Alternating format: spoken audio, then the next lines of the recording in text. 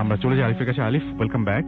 কেমন আছেন? Thank you so much Rasel ভাই, আলহামদুলিল্লাহ ভালো আছি। ওকে, লিসেনারও আশা করি ভালো আছেন। সবাইকে সালাম জানিয়ে আজকের প্রোগ্রাম শুরু করছি। আজকের এই দিনে আমিও স্টেডিয়াম থেকে একটু আগে আসলাম, তো রাসেল ভাইকে অনেক ধন্যবাদ আমাকে হারিকেন দিয়ে খোঁজার জন্য। শাহরিয়ার ভাইকে ধন্যবাদ জানাচ্ছি, আজকে আমার সাথে স্টুডিওতে আছেন, আমার সাথে এসছেন আর কি রেডিও ফুটেতে। তো যে ঘটনাটি বলেছি রাসেল ভাই, আমার একটা অভ্যাস হয়ে গেছে যেখানে যাই ঘটনা কালেক্ট করার চেষ্টা করি। তো ইন্ডিয়া যাওয়ার পরে আপনার চেন্নাইয়ের একটি ঘটনা শেয়ার করবো আজকে। বালাশ্রী সানিয়াল নামে একজন মহিলার ঘটনা আর কি। তো এটা আজ থেকে অনেক আগের ঘটনা, 25 বছর আগের ঘটনা।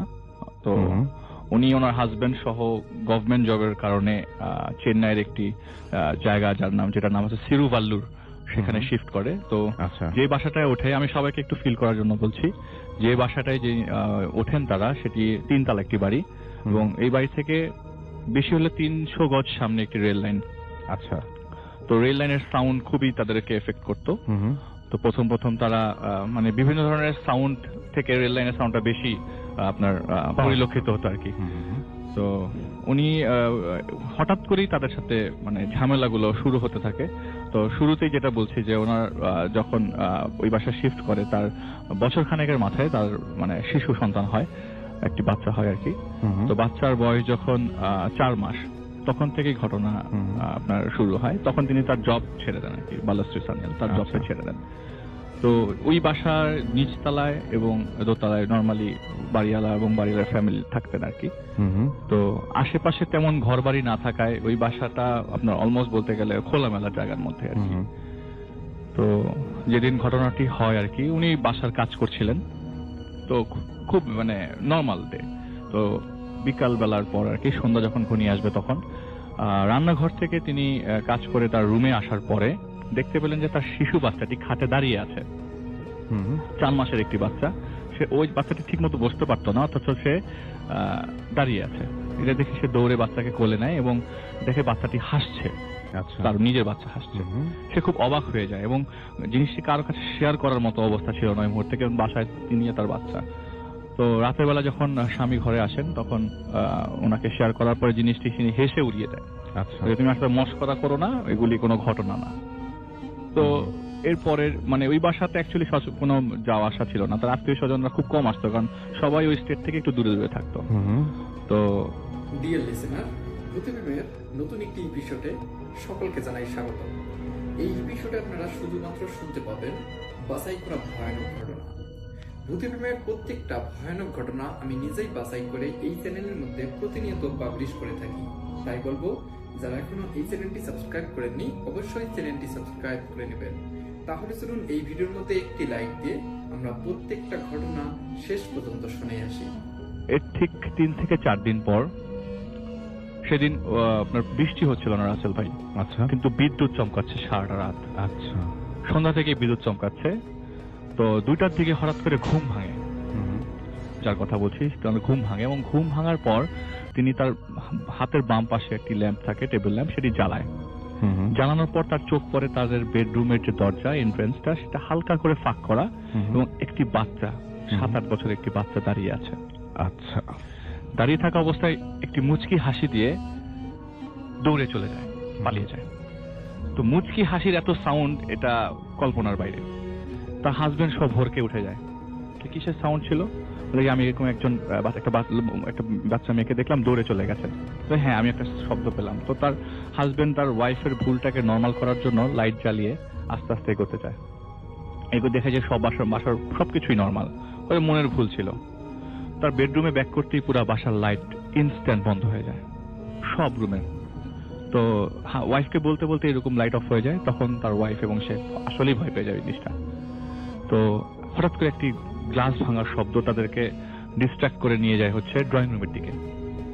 তো 2 হাজবেন্ড ওয়াইফ আস্তে আস্তে ড্রয়িং রুমের দিকে যেতেই ঠিক ঢুকবে এমন সময় তাদের 2 থেকে 3 ইঞ্চির সামনে একটি কুড়াল এসে পড়ে, এবং কুড়ালটা দেয়ালে বাড়ি খেয়ে পড়ে যায়। পড়ে যাওয়ার পর তারা খুব ভয় পেয়ে যায়, এবং ওই মুহূর্তে ওই যে বাচ্চাটির কথা বললাম, এক দরজা থেকে আরেক দরজা যাচ্ছে, এক দরজা থেকে আরেক দরজা যাচ্ছে, এবং চারপাশে ঘুরছে। ওই মুহূর্তে ওনাদের যে বাচ্চাটি বেডে ছিল, ওকে দৌড়ে গিয়ে চাপটে ধরে তারা বাসা থেকে বেরিয়ে পড়ে।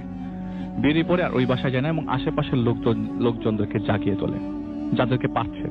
নিচে যারা ছিল তাদেরকে নিয়ে উপরে ওঠে এবং উপরে ওঠার পরে যে জিনিসটি দেখেন যে সারা দেয়ালে হাতের ছোপ ছোপ ছোপ ছোপ দাগ, এবং তারা ওই লোক, শুধু তিনি না সবাই দেখতে পাচ্ছে হাতের ছোপ ছোপ ছোপ দাগ।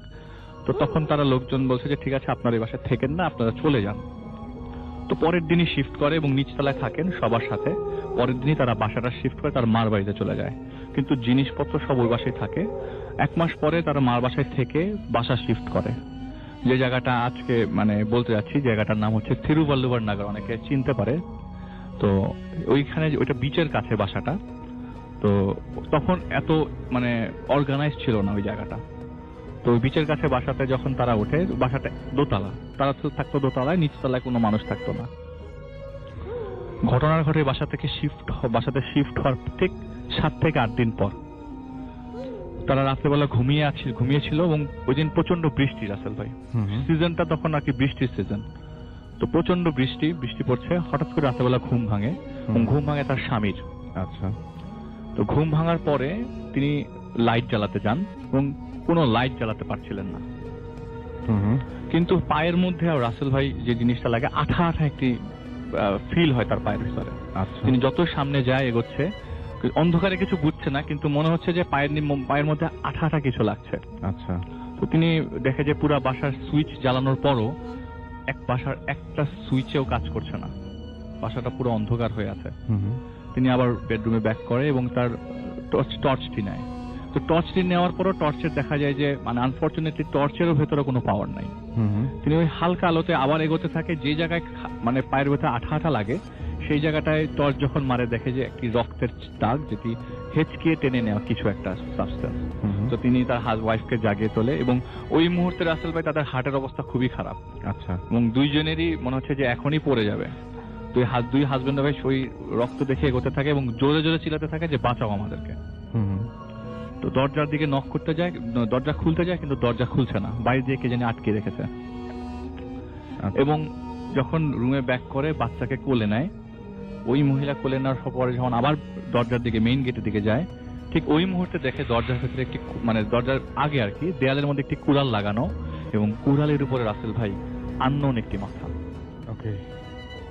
মাথা ওইখান থেকে রক্ত পড়ছে, ঝরে যায় এবং ওইটা দেখে বাচ্চা সহ অজ্ঞান হয়ে পড়ে মহিলা। কিন্তু হাজবেন্ড তার চেষ্টা চালিয়ে যায়, কারণ শেষ চেষ্টা বাঁচতে হবে। এরকম কন্ডিশনে রাসেল ভাই থাকা সম্ভব না এবং ফ্যামিলির ম্যাটার এটা দাঁড়িয়ে গেছে। দরজা ধাক্কাতে প্রায় 3-4 ঘন্টা দরজা ধাক্কার পর দরজা অটোমেটিক খুলে যায়। তখন ওয়াইফকে নিয়ে তিনি বাসার নিচে যান এবং দেখেন যে দূরে একটি ট্যাক্সি দাঁড়িয়ে আছে। সেই ট্যাক্সিতে ওঠার পর হাজবেন্ড ওয়াইফ দুজনেই বলতে পারে না সেটা কোথায় যাবে। হাত এরকম ভাবে কাঁপছে, এরকম সিচুয়েশন তো আগে কখনো হয়নি এবং তারা কারো ক্ষতিও করেনি, কেন তাদের সাথে এরকম সিচুয়েশন ঘটছে। তো মুখ থেকে হঠাৎ করে ফসকে বের হয়, এখন কটা বাজে? বলে এখন 1:10 বাজে। ট্যাক্সিওয়ালা বলে। তো 3-4 ঘন্টা এই যে দরজা ভাঙার যে চেষ্টা, তো লেখটা কখন করলাম আমি, মাত্র 1:10 বাজে। এটা বলার পরে যা হোক, যখন মোটামুটি নর্মাল আসে ট্যাক্সিওয়ালাকে দেখে বলে তার ডেস্টিনেশনে পৌঁছে দেওয়ার জন্য, এবং তিনি তার মার বাসায় শিফট হয়। তার মার বাসা তখন থেকে একটু কাছে, যে পালাসে সানিয়াল বললাম ওনার মার বাসায় যেদিন শিফট হয় সেদিন থেকে টানা 7 দিন বৃষ্টি হয় রাসেল ভাই। বৃষ্টির মাঝখানে দিন আর কি বাসা শিফট করবার পর তো সে তার রুমে শুয়ে পড়ে, বাচ্চাকে নিয়ে নর্মালি শুয়ে পড়ে, হাজবেন্ডকে নিয়ে। হঠাৎ করে রাত্রেবেলা বিকট একটি সাউন্ড হয়। সাউন্ডটা এরকম যে বাড়িটা মনে হয় মাটির নিচে ডেবে গেছে, এরকম সাউন্ড যে মাটির নিচে ডেবে গেছে। তো দেখে যে না, সবকিছুই তো নর্মাল, বাসার সবাই ঘুমাচ্ছে। এটা মনে হয় আমাদের এতদিনের ইনসিডেন্টের কারণে কোনো একটা সমস্যা। এর আগে রাতে আমি কিছু জিনিস বলতে ভুলে গেছি। ওনারা তাদের মানে কিছু পরিচিত পুরোহিতদের কাছে থেকে জিনিসপত্র নিয়ে ওনারা সেফ থাকার চেষ্টা করে, কিন্তু ওই যে বাচ্চার সাউন্ডটা তাদের প্রায় সময় কানের মধ্যে আসতো ওই বাসায় থাকা অবস্থায়, ওই 7 দিনের 3 দিনের মাথায়। তো পরের দিন সবাই যখন ঘুম থেকে জাগে, এবং জাগার পরে যে জিনিসটা আনএক্সপেক্টেডলি দেখতে হয় সেটা হচ্ছে ওই মহিলার মার ডেড বডি পাওয়া যায় তার রুমের ভেতরে, এবং ডেড বডিটি দ্বিখণ্ডিত, ভাগ করা। এবং যদি কেউ করাত বা ছুরি দিয়ে ভাগ করতো তাহলে এর মধ্যে মানে আপনি বুঝতে পারতেন যে কারো হাত দিয়ে করা, এটা একদম প্লেন ভাবে কোনো মেশিনে কাটা এরকম কন্ডিশন। তো ওনার ভেলোরে একজন আত্মীয় থাকতেন পুলিশ অফিসার, তিনিও জিনিসটাকে ডিল করার চেষ্টা করেন এবং কোনো সুরাহা আসেনি রাসেল ভাই। পুলিশ কেস হয় এবং ওখানে কোনো ধরনের প্রুফ করতে পারে না এই জিনিসটা কার করা, কোনো হাতের ছোপের দাগ নাই, কোনো ছুরির কোনো ইনভলভমেন্ট নাই। তো যাই হোক, জিনিসটা ওনাদের শোকের মানে মাতমটি থাকা অবস্থায় যে জিনিসটি আরেকটি ঘটে যে ওনারা ওই বাড়িতে প্রথম বাসায় থাকার আগেই 3-4 বছর আগে ওনারা ইউএসএ তে অ্যাপ্লাই করে রাখে। তো ফুল ফ্যামিলির যখন ভিসা হয়ে যায় ঠিক সেদিনের ঘটনা। ভিসার খবর নিয়ে বাসায় যখন স্বামী রাতের বেলা ব্যাক করবার পর মানে হাজবেন্ড ওয়াইফ নর্মালি রাতের বেলা ঘুমিয়ে পড়ে এবং ঘুমটা ভাঙে একটি শব্দে, যে মা মা বলে ডাকছে একটি বাচ্চা, এবং ঘুম ভাঙে মহিলার। পায়ের কাছে বাচ্চা ডাকতেছে এবং পাতি ধরে টানতেছে, তার নিজের বাচ্চা, এই মা এই মা। তো সে যখন বাচ্চার দিকে তাকানো অবস্থা দেখে যে তার বাচ্চা আস্তে আস্তে নিস্তেজ হয়ে পড়ছে এবং তার পায়ের মধ্যে, এবং বাচ্চার গলা থেকে ফিনকি দিয়ে রক্ত বেরোচ্ছে, ফিনকি দিয়ে। ওইটা দেখার পর বাচ্চাকে জড়িয়ে ধরে হসপিটাল নিতেই রাস্তায় তার বাচ্চাটির মৃত্যু হয় আর কি। তো এরপরে রাসেল ভাই ওনাদের তো আর যাওয়ার মতো সিচুয়েশন থাকে না, কিন্তু এই সিচুয়েশনটা ফেস করবার পর তাদের আর এই দেশে থাকার কোনো মন টেকে না আর কি। তারা ইউএসএ তে ফ্লাই করে শিফট করবার পরে রাসেল ভাই এরপরে যা স্বাভাবিক জীবনযাপনই চলতে থাকে। যে জিনিসটা বলতে যাচ্ছি, যেটা ঘটেছে সেটা তার কোনোদিন ভুলতে পারবে না এবং এটা কখনো ব্যাক করবে না। কিন্তু যে জিনিসটা ঘটার কারণ হচ্ছে এটি তার আত্মীয় স্বজনরাই ট্রিক করে জিনিসগুলো ঘটায়, এবং কিভাবে ঘটায় তারা জানতে চায় না। প্রথম বাচ্চার 8 মাসের স্মৃতি তো তাদের কখনো তারা ভুলবে না। জিনিসটি ঘটে 1981 সালের ডিসেম্বর মাসের 12 তারিখে। ওকে, এবং আমরা পরবর্তী ঘটনায় যাচ্ছি। আমাদের সঙ্গে আরো একজন অতিথি আছেন যিনি আমাদের এখানে জয়েন করেছেন, এবং আপনার নামটা প্লিজ একটু বলবেন। আপনি সেন্ট্রাল রোড থেকে এসেছেন, রাইট? আসসালামু আলাইকুম, ধন্যবাদ রাসেল ভাই। আমি তানভীর আহমেদ বলছি, এসেছি সেন্ট্রাল রোড থেকে। জি, আমরা ঘটনায় যাই। ঘটনাটি আমার এক বড় ভাই আমার সাথে শেয়ার করে। ওনার নাম এবং স্থান প্রকাশ না করার প্রথমে কিন্তু লাশের ঘটনাটা শুনবো আগে। জি, ওটাই বলছি। হ্যাঁ, যেটা আপনি নিজেও একটা সংগঠনের সাথে জড়িত সামহাউ। হ্যাঁ, শুনি আমরা। তো ওনার নাম এবং স্থান প্রকাশ না করার শর্তে উনি আমাকে ঘটনাটি শেয়ার করার অনুমতি দিয়েছেন। তো আমি ওনার মতো করে ঘটনাটা বলছি। আপনারা জানেন যে আঞ্জুমানে মফিদুল ইসলাম বেওয়ারিশ লাশ দাফনের কার্যক্রম পরিচালনা করে থাকেন, কিন্তু তাদের এই কার্যক্রম সারা দেশব্যাপী বিস্তৃত নয়। তো আমরা যে শহরে থাকি সেখানে অন্য একটি সংগঠন এই কার্যক্রমটি পরিচালনা করে থাকে। তো আমি সেই সংগঠনের একজন স্বেচ্ছাসেবক হিসেবে কাজ করি। আমরা যখন বেওয়ারিশ লাশ দাফন করি, অনেক সময় লাশ ডিকম্পোস্ট বা বিকৃত হয়ে থাকে। তো সেই জন্য আমরা কম দামি খুব কড়া আতর ব্যবহার করি লাশের গায়ে এবং আমাদের রুমালে। আমি এখন মূল ঘটনায় আসছি রাসেল ভাই। আমাদের এলাকায় একটি মহিলা থাকতেন, আমরা তাকে পাগলি হিসেবে সম্বোধন করতাম। উনি কোথা থেকে এসেছেন, তার আত্মীয় পরিস্বজন কে, তা আমরা কখনো জানতে পারিনি, এবং সে খুব কম কথা বলতো, একাই থাকতেন এবং কারোর সাথে খুব একটা মেলামেশা করতেন না। আমরা ভাবতাম যে উনি একটু আধ্যাত্মিক টাইপের, তাই আমরাও খুব একটা ঘাটাতাম না। তো একদিন সকালবেলায় খবর পেলাম যে উনি মারা গিয়েছেন। জি। তো যেহেতু ওনার কোনো আত্মীয় স্বজন নেই, প্রশাসন এবং স্থানীয় যারা অভিভাবক আছেন, মুরব্বীরা, ওনারা আমাদেরকে অনুরোধ করলেন লাশটি দাফনের ব্যবস্থা গ্রহণ করার জন্য। তো আমরা সেই উদ্যোগটা নিই এবং আমাদের যারা মহিলা কর্মী আছেন তারা ওনাকে গোসল করিয়ে আমাদের হাতে হস্তান্তর করেন এবং আমরা খাটিয়ে নিয়ে মসজিদে যাই জানাজা নামাজের জন্য। তখন ঠিক 10টা কি 10:30 বাজে। তো এই সময় সাধারণত মসজিদে মুসল্লি থাকে না, আর জানাজা নামাজ সাধারণত কোনো ফরজ নামাজের পরে হয়। তো 1:30 পর্যন্ত ওয়েট করাও আমাদের পক্ষে তখন সম্ভব ছিল না। তো আমরা ভাবলাম যে 8-10 জন যারা আছি, লাস্টে আমরা মসজিদের সামনে একটি ছোট মাঠ ছিল, সে মাঠে রেখে ইমাম সাহেবকে ডেকে নিয়ে আসি এবং ইমাম সাহেবকে অনুরোধ করি জানাজা পড়ানোর জন্য। তো ইমাম সাহেব রাজি হন এবং আমরা দাঁড়িয়ে পড়ি। এই সময় খেয়াল করলাম যে আমরা যখন জানাজার নামাজের জন্য দাঁড়িয়েছি এবং পুরো মাঠটা মুসল্লিতে ভরে গেছে, খুব নিঃশব্দে মুসল্লিরা এসেছেন এবং তারাও কাতারে দাঁড়িয়ে পড়েছেন এবং যথারীতি জানাজার নামাজ হয়। এবং নামাজের পরে দেখলাম যে একে একে সবাই চলে গেল। আমরা যারা 8-10 জন ছিলাম তারাই আছে এবং কেউ নেই, খুব নিঃশব্দে খুব দ্রুত তারা চলে গেল। তো যেহেতু কাজটা শেষ করতে হবে, আমরা খাটিয়ে নিয়ে গোরস্থানে যাই। কবর আগে প্রস্তুত করা ছিল। আমি এবং আমার এক ছোট ভাই আমরা কবরে নামি। আমি মাথার দিকে এবং ভাইটি পায়ের দিকে খাটিয়া থেকে আমরা লাশটি নামাই, কবরের মাটিতে আমরা শুয়ে দিই। আমি যখন মাথার কাছে বাঁধনটি খুলি তখন খুব মিষ্টি হালকা একটি সুঘ্রাণ আমি পাই। পুরো কবর জুড়ে সেই গন্ধটি ছড়িয়ে পড়ে এবং খুব ভালো লাগে, একটা অনুভূতি আমার হয়। তো নিচের যে কাজগুলো আছে সেগুলো শেষ করে আমরা উপরে উঠি এবং মাটি দিয়ে বাসায় চলে আসি। রাতের বেলায় যখন আমি শুয়েছিলাম হঠাৎ করে আমি সারাদিন কি করেছি সেটা রিকল করার চেষ্টা করি।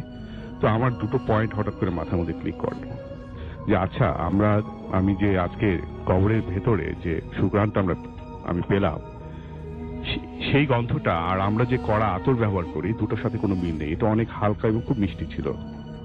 এবং যখন জানাজার নামাজ পড়ি তখন যে মুসল্লিরা এসেছিলেন সেই মুসল্লিরা খুব নিঃশব্দে এসেছিলেন এবং খুব নিঃশব্দে তারা খুব দ্রুত চলে গিয়েছিলেন। আমি এই এলাকার স্থানীয়, আমি তাদের চেহারা রিকল করার চেষ্টা করলাম, কিন্তু আমি তাদের চেহারা আমি মনে করতে পারলাম না। তাহলে তারা কারা ছিল? এই দুটি প্রশ্নের উত্তর এখনো আমি জানি না। এরপরে অনেক বেয়ারিশ লাশ আমি দাফন করেছি, কিন্তু এই ধরনের কোনো ঘটনার সম্মুখীন আমি হইনি। এবং এই দুটো প্রশ্নের উত্তরও আমি এখনো জানি না যে এই গন্ধটি কোথা থেকে, বা আতরের গন্ধ বা এই সুমিষ্ট গন্ধটি লাশের গায়ে থেকে বা কবরে কেন পেলাম, আর জানাজান নামাজের সময় তারা কারা ছিল। তার মানে একটা জিনিস খুব পরিষ্কার যে যারা এখানে লাশ আপনার যে মানে দাফনের করার সময় যে আতরটা ব্যবহার করা হয় সেটা সবসময় একই আতর ব্যবহার করা হয়। জি রাসেল ভাই, আমি পরে আমাদের যে সংগঠনে যারা দায়িত্বশীল আছেন তাদের সাথে আমি এটা ক্রস চেক করেছিলাম যে আমরা কি আতরের ব্র্যান্ডটা কি চেঞ্জ করেছি কিনা, কিন্তু তারা আমাকে কনফার্ম করেছে যে না, আমরা ব্র্যান্ডটা চেঞ্জ করিনি, যে আতরটা রেগুলার আমরা ব্যবহার করি সেটাই তখন ব্যবহার করা হয়েছিল। আচ্ছা, অনেক ধন্যবাদ আপনাকে। সো আমরা ঘটনায় যাই। বাবা, আমরা কোথাকার ঘটনা শুনছি? ভাই, এটা হচ্ছে আপনার এই নর্থ বেঙ্গলের এদিককার ঘটনা। হ্যাঁ, নর্থ বেঙ্গলের একটা গ্রামের ঘটনা। চলে যাবো কাহিনীতে। জি প্লিজ। আচ্ছা, তো এই কাহিনীটা হয় একটা গ্রাম, সেখানে ওই গ্রামে আপনার বিদ্যুৎ পৌঁছায়নি তখনও, আর এখনো নাকি খুব ওয়াইডলি ওই এলাকায় বিদ্যুৎ আসে নাই আর কি। আর তখন একদমই ছিল না আর কি, খুবই অন্ধকার। সন্ধ্যা 7টা-8টার সময় মানুষ ঘুমায় যেত গ্রামে।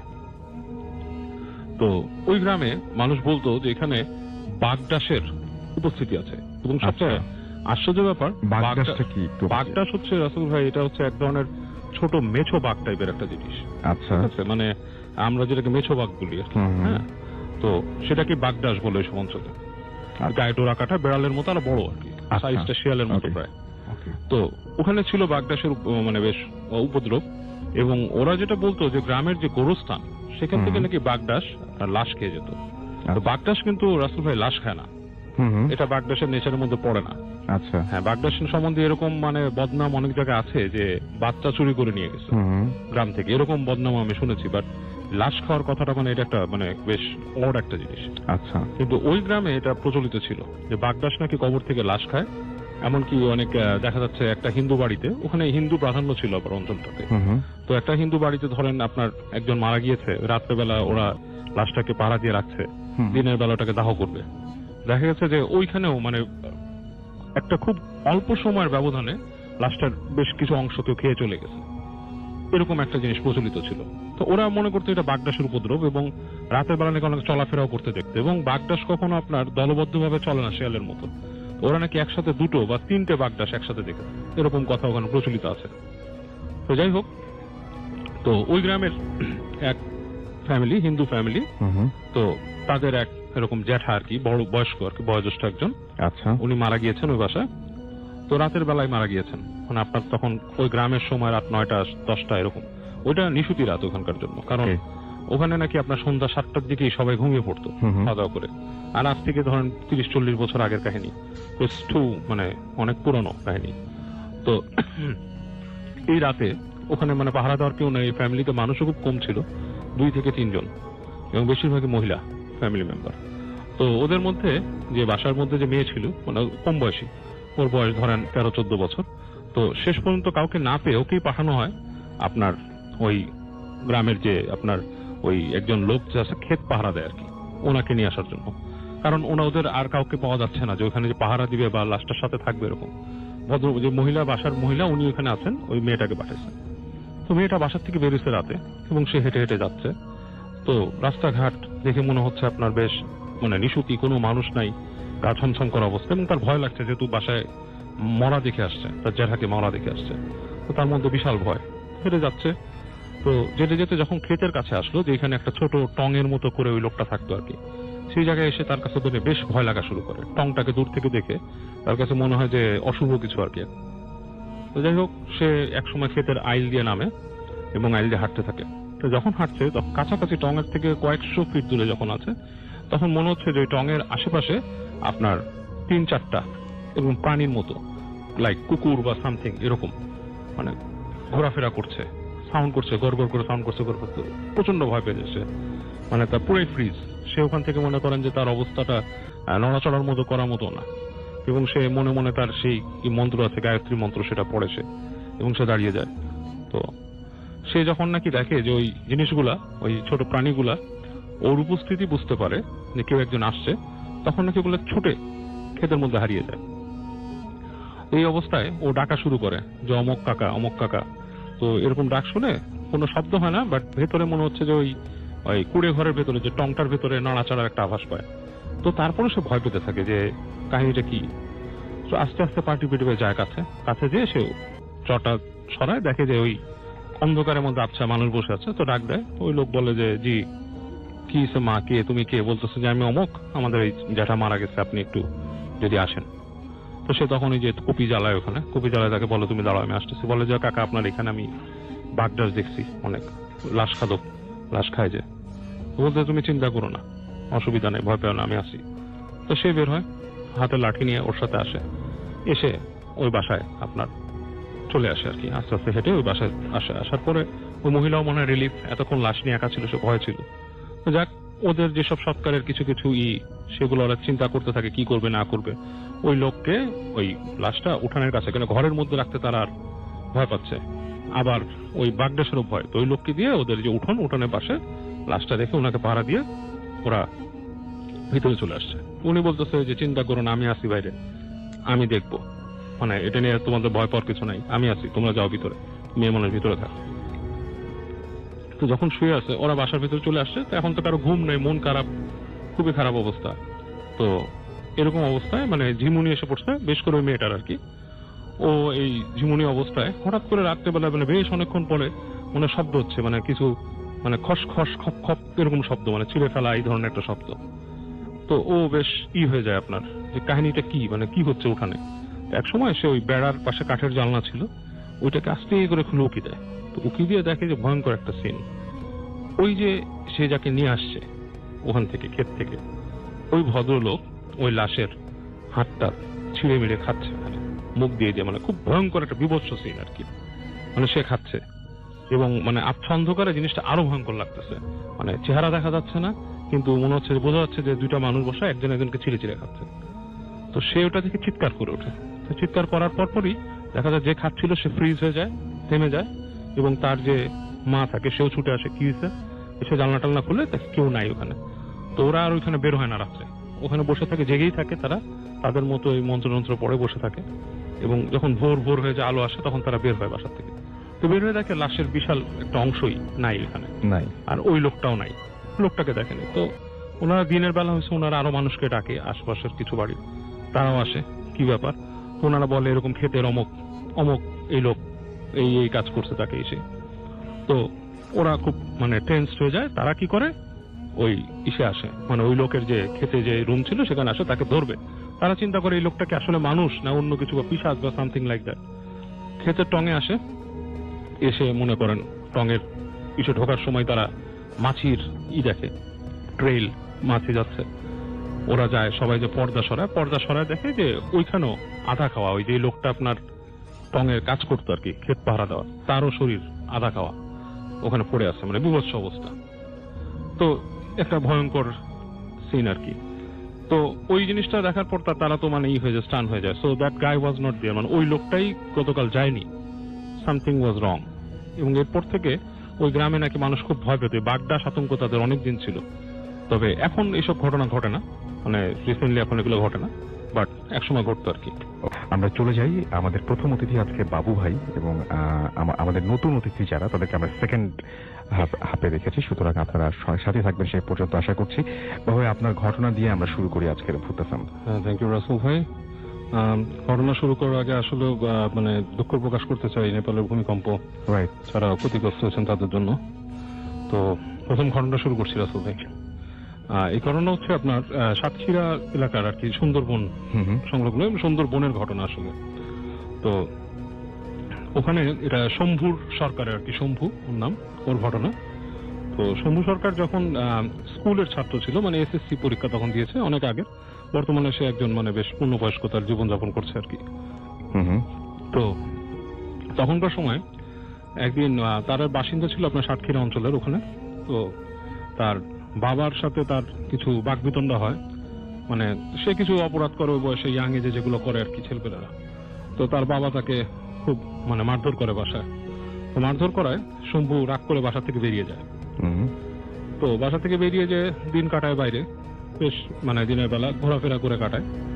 তো সন্ধ্যার দিকে সে ওই ওখানকার একজন আপনার যারা মধু কালেক্ট করে আর কি, এরকম একজন লোকের সাথে পরিচয় হয়। তো সে বলে যে তুমি কোথায় থাকো কি? তো বলে যে আমি কাজ খুঁজতেছি, আমার তো আসলে কিছু করার নেই, বাসা থেকে বের হয়ে গেছি। তো বলে যে এই অঞ্চলে আর কি কাজ পাবা, তুমি আমাদের সাথে চলো, মধুর করো, এটাতে মানে ভালো লাভ আছে। আচ্ছা। তো সে বলে যে আমি কি পারবো, আমি তো আপনাদের এখানে আমি কখনো এসব কাজ করিনি, আর শুনছি এখানে নাকি বাঘটাকের ভয় আছে। তো বলছে তারপরে তো আমরা কাজ করি, তুমি চলো, তোমার যদি কিছু করার না থাকে আমার সাথে চলো, এবং খুব মজা পাবে তুমি। তো শম্ভু ওই লোকটার কথায় বেশ কনভিন্স হয় এবং মনে করে বেশ হোলফুল লোকটা, তাকে আপনার বিকালে নিয়ে তাকে নাস্তা টাস্তা করায়, লোকটা করায়, সে একটা রাত ওদের সাথে কাটায় আর কি ওখানে। তো কাটায় বেশ কমফোর্টেবল হয়ে যায় সেই লোকের সাথে, মনে করে যে আসলে এর সাথে মানে কাজ করা যেতে পারে।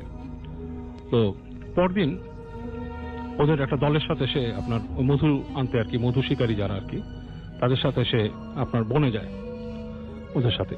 তো জঙ্গলে যখন যায়, তো যাওয়ার পর নাকি ওখানে নিয়ম হচ্ছে আপনার, ওরা নাকি ফার্স্টে খুব মানে আর কি আপনার নিজেদের মতো প্রিপারেশন নিয়ে নিজেদেরকে ব্লেসড করে তারপর মানে মশাল টশাল কি নিয়ে চলে যায় আর কি ভেতরে। তো ওখানে যে ওদের সাথে ওই আপনার দল বেঁধে কাজ করা শুরু করে ওরা, ও দেখতে থাকে। প্রথম তো শেখার পালা, তো এরকম দেখে যে ওরা কিভাবে মধু কালেক্ট করে, এরকম সিনগুলো দেখে এক সময় যখন ওরা ব্যাক করবে দুপুরের সময়, তো ওদের সাথে ও রওনা দেয়।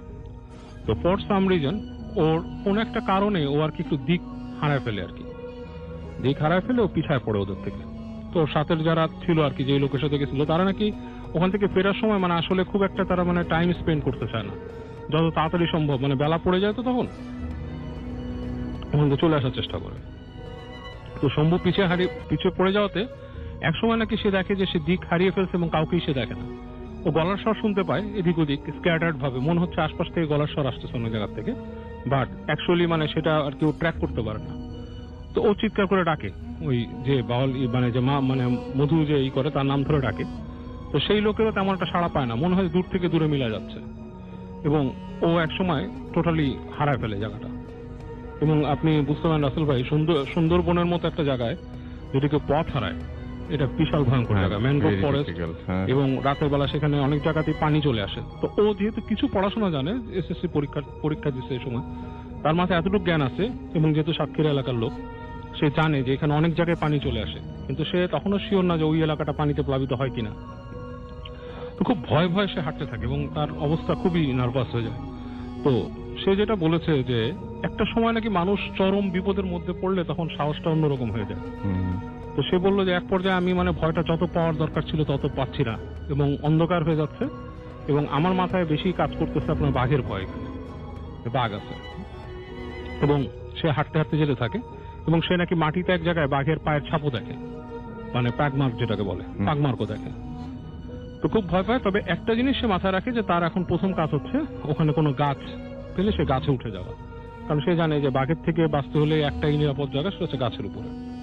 তো সেরকম সুইটেবল গাছ সে পাচ্ছিল না, সবগুলো গাছই নাকি খাড়া আপনার বেশ উঁচু, মানে ডালপালা খুব একটা বের করা নেই। আচ্ছা। তো এরকম অবস্থায় দেখতে দেখতে সে একটা গাছ পায় আপনার, সেই গাছটা মোটামুটি ওঠা যায়, প্রায় 8-10 ফিট উঠলে নাকি ডাল পাওয়া যাবে হাতের। তো অনেক কষ্টে মানে সে বলছে যে আপনারা যে দেখেন যে মানুষ গাছে হঠাৎ উঠে যায়, জিনিসটা আসলে মোটেই তত সোজা না। আমি গ্রামের ছেলে হওয়া পরেও আমার অনেক কষ্ট হয়েছে গাছের অতটুকু উচ্চতা কভার করতে। যাই, তারপরে এসে উঠে যায় উপরে, উঠে এসে একটা মোটামুটি ডিস্টেন্স উইচ ইজ 20-30 ফিট উপরে একটা ডালের মধ্যে সে বসে। তো বসে একসময় দেখে যে রাত হয়ে আসতেছে, জঙ্গলের রাত খুবই ভয়ঙ্কর, মানে এটা কেউ না থাকলে নাকি সেটা কেউ আপনার মানে বোঝাতে পারবে না আর কি। যাই হোক, তো ওখানে রাত হয়ে যায় এক সময়। তো রাতের বেলা নানা রকম শব্দ শুনতে থাকে, ভট অনেক শব্দ এরকম। তো এক সময় তার ঝিমুনি চলে আসে, কিন্তু ভয়ে আপনি সে ঘুমাতে পারে না আর কি। তো যখন নাকি অনেক রাত হচ্ছে, সময়ের কোনো জ্ঞান নাই ওর, যে কটা বাজে বা এরকম কিছু কোনো জ্ঞান করতে পারে না। এই সময় নাকি সে দেখে যে আপনার ওই মানে ওই ইসের অঞ্চলে মানে আপনার মনে হচ্ছে মানুষজন, কিছু মানুষ মানে এলাকা মারায় যাচ্ছে আর কি। আচ্ছা, আপনার মানে কোনো ছোট ছোট গাছ বা কিছু পাড়ায় গেলে যেরকম শব্দ হয় সেই ধরনের একটা শব্দ হচ্ছে মানে। তো উপর থেকে বুঝতে পারে না, অন্ধকারে কিছু ঠাউরও করতে পারে না। একসময় সে দেখে একটা জায়গায় আলো হচ্ছে, মানে ওই গাছগাছালির মাঝখানে নিচে যে ছোট ছোট জায়গাগুলো, ওখানে একটা আলোকিত অবস্থা হয়েছে, এবং আলোটা ঠিক আগুন না, স্টিডি আলো, যেমন লাইটের আলো যেরকম এরকম স্টিডি একটা আলো, আস্তে আস্তে বাড়তেছে, আলোটা বাড়তে বাড়তে যাচ্ছে। তো অনেকক্ষণ তাকায় থাকার পরে সে দেখে যে আপনার ওই গাছগাছালির মাঝখান থেকে যে ফাঁকা জায়গাটা, সেটা আপনার মানে ওই ফাঁকা জায়গার ওই পাশে নাকি আবার আপনার বিচের মতো আছে একটা জায়গা, মানে বলছে যে ওই জায়গাটা বেশ ফাঁকা হয়ে গেছে। তো ওই জায়গায় কিছু মানুষ জড়ো হয়েছে। তো ও ফার্স্টে একটু মানে, এবং তাদের হাতে একটা ইসের মতো মশাল টাইপের, কিন্তু মশালটার মাথায় যে জিনিসটা সেটা আগুন না, লাইটের মতো। আচ্ছা, মানে মনে হচ্ছে যে একটা বাতি এরকম ভাবে জ্বলতেছে, এবং সাদা আলো বিচ্ছুরিত হচ্ছে সেখান থেকে, মানে আপনার আগুনের লাল আলো না। তো এটা দেখতে অবাক হয় জিনিসটা কি, এবং সে মানুষগুলাকে যখন নাকি আলোটা মুখে পড়ে তখন সে বেশ মানে ভীত হয়ে যায়, কারণ মানুষগুলার চোখ নাক কিছু নাই, শুধু মুখ আছে, আপনার ঠোঁট আছে, আর এমনি কোনোই নাই, মুখের অবয়ব এবং ঠোঁট, এরকম কিছু মানুষ। এবং তাদের শরীরে কাপড়ের মানে কোনো বালাই সে দেখতে পাচ্ছে না, এবং সেগুলো বেশ আপনার লোমে আবৃত সারা শরীর, যেমন বন মানুষ টাইপের হয় এই ধরনের।